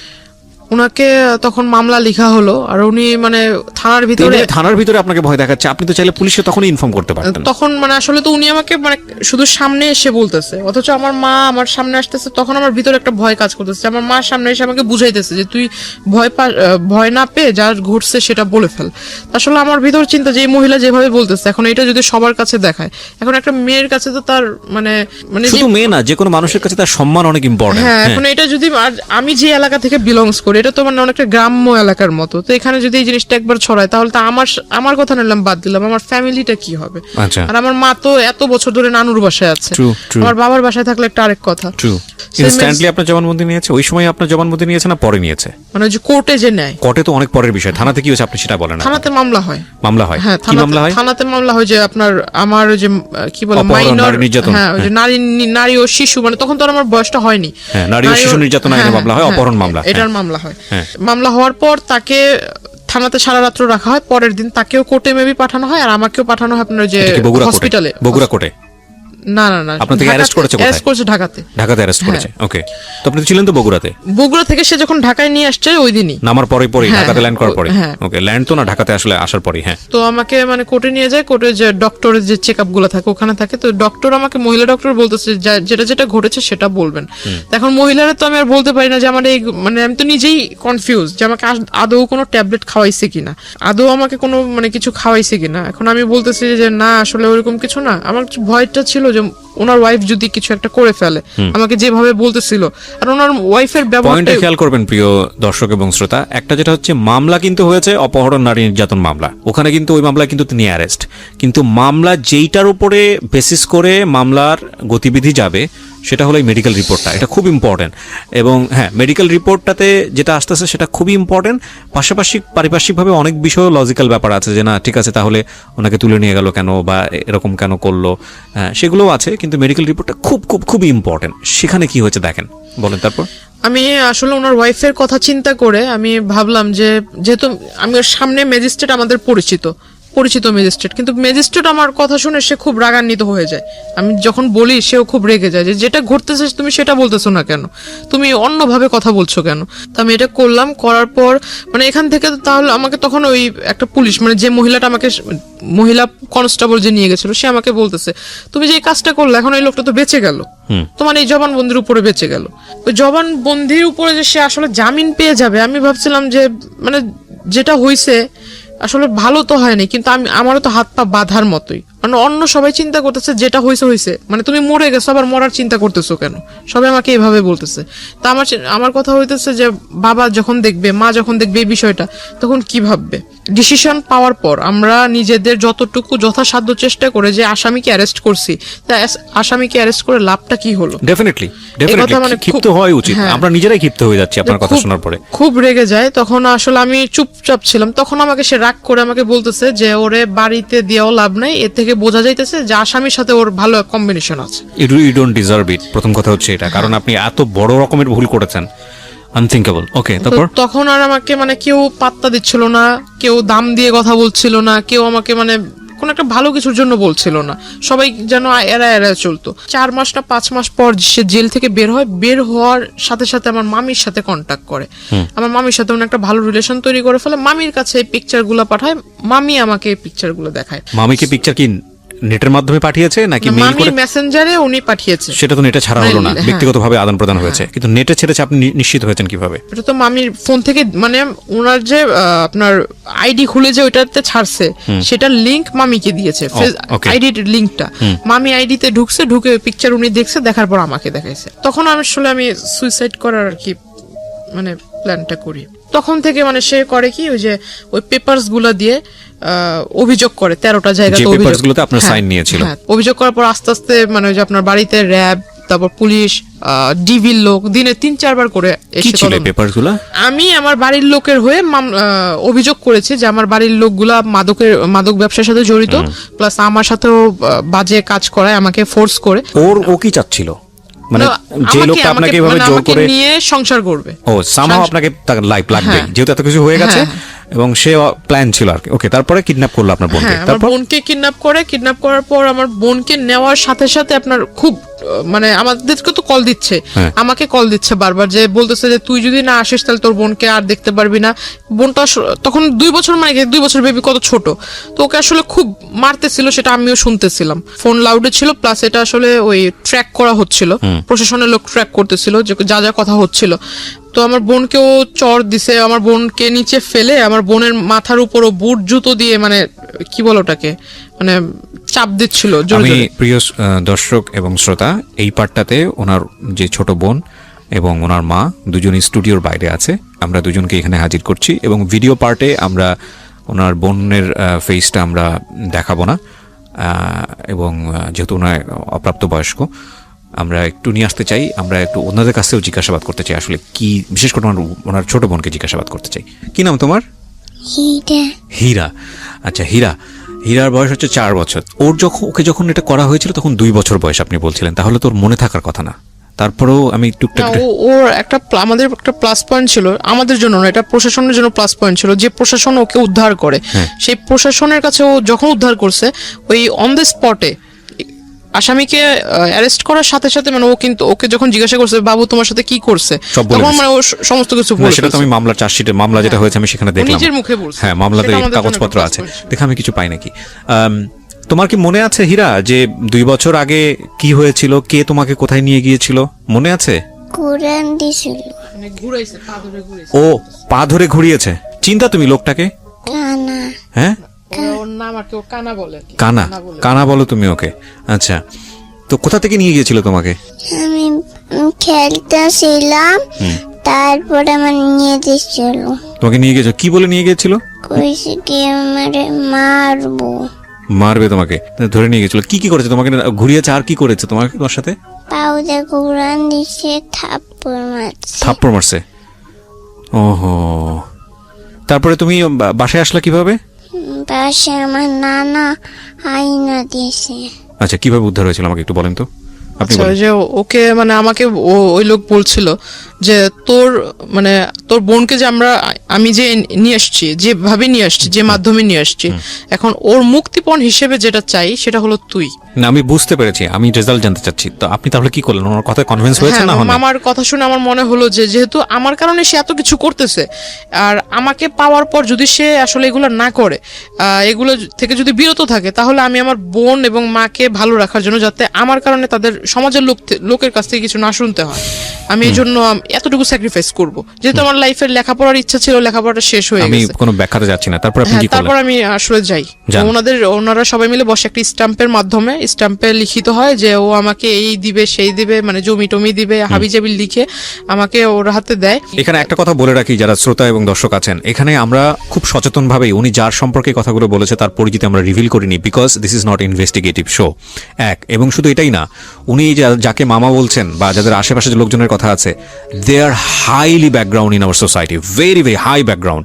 এখানে আপনি বললে অবাক হয়ে যাবেন যেখানে কারা কারা ওনার সঙ্গে জড়িত। হ্যাঁ, মানে এমন কেউ নাই প্রশাসনের টপ লেভেল থেকে শুরু করে, মানে রাজনীতিবিদ থেকে শুরু করে ওনার আত্মীয় স্বজন, বাট আমরা কারোর পরিচয় রিভিল করিনি। বাট আমি কথাটা এই কারণেই বলছি যে এইরকম একটা ব্যাকগ্রাউন্ডে থাকার পরেও একটা মেয়ে এই পরিমাণ ভিকটিম হতে পারে আমাদের সোসাইটিতে, that is quite unthinkable to me. মানে আমি ভাবতে পারতেছি না এই কারণে যে মানে এতটা কিভাবে সম্ভব, বলেন। তারপর আমি ওখানে যাই, যাওয়ার পর দেখলাম, আমি যেদিন থেকে গেলাম, যাওয়ার পর দেখলাম যে একদম সে আর আগের মতো নাই, সে একদম ভালো না। আমি যতদিন ছিলাম ততদিন আর কোনো সমস্যা নেই। কতদিন ছিলেন? আমি ওখানে 15 দিন ছিলাম। তারপরে ব্যাক করলেন কেন? ব্যাক করার কারণ হলো, সে 15 দিনের ভিতরে তার সাথে আমার এমনি কোনো গ্যাঞ্জাম হয়নি, শুধু গ্যাঞ্জাম হতো এটাই, সে বারবার আমাকে বলতো যে তোর বাড়িতে কল দে, আমি তোর বাড়ির লোকের সাথে কথা বলবো, তোর বাড়ির লোককে আমাকে মেনে নিবে, আমাকে মেনে নিতে হবে। 65 বছরের একজন বৃদ্ধ মানে লোক, সে বারবার আমাকে এটাই বলতো। এবং আপনি হচ্ছেন তখন 17-18 বছর বয়স। হ্যাঁ, আর আমাকে বারবার এক কথা বলতো যে তোরে যদি আমি না পাই, আমি যেভাবে চাই সেভাবে মোস্ট যদি কমন না পাই, মোস্ট কমন ওয়ার্ড, যারা ক্রেজি হয় ছেলেরা তাদের এটা খুব না, কম। না, যে তোরে acid যদি আমি না মারবে, পাই এটা- অ্যাসিড মারবো, বা তো হ্যাঁ। অন্য কারো হতে দিব না, কমন ওয়ার্ড। আপনি ছেলেরা সেখানে কমন ওয়ার্ড কিভাবে বলবেন? সাথে অ্যাসিড নিয়ে আসছে হাতে করে, ওকে, সাথে করে অ্যাসিড নিয়ে আসছে।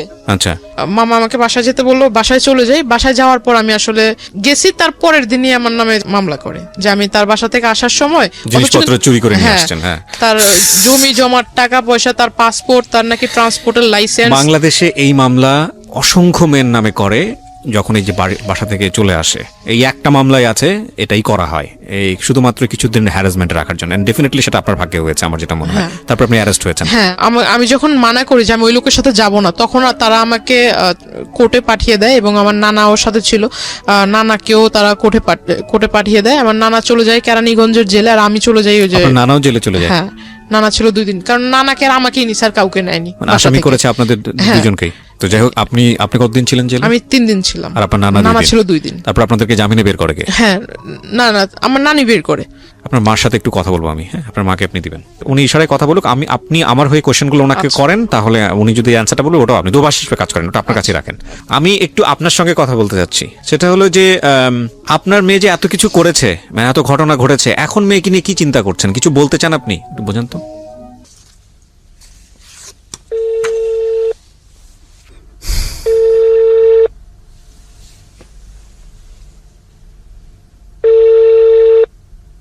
জি, আসসালামু আলাইকুম ভাইজান, কেমন আছেন? ভালো আছেন আপনি?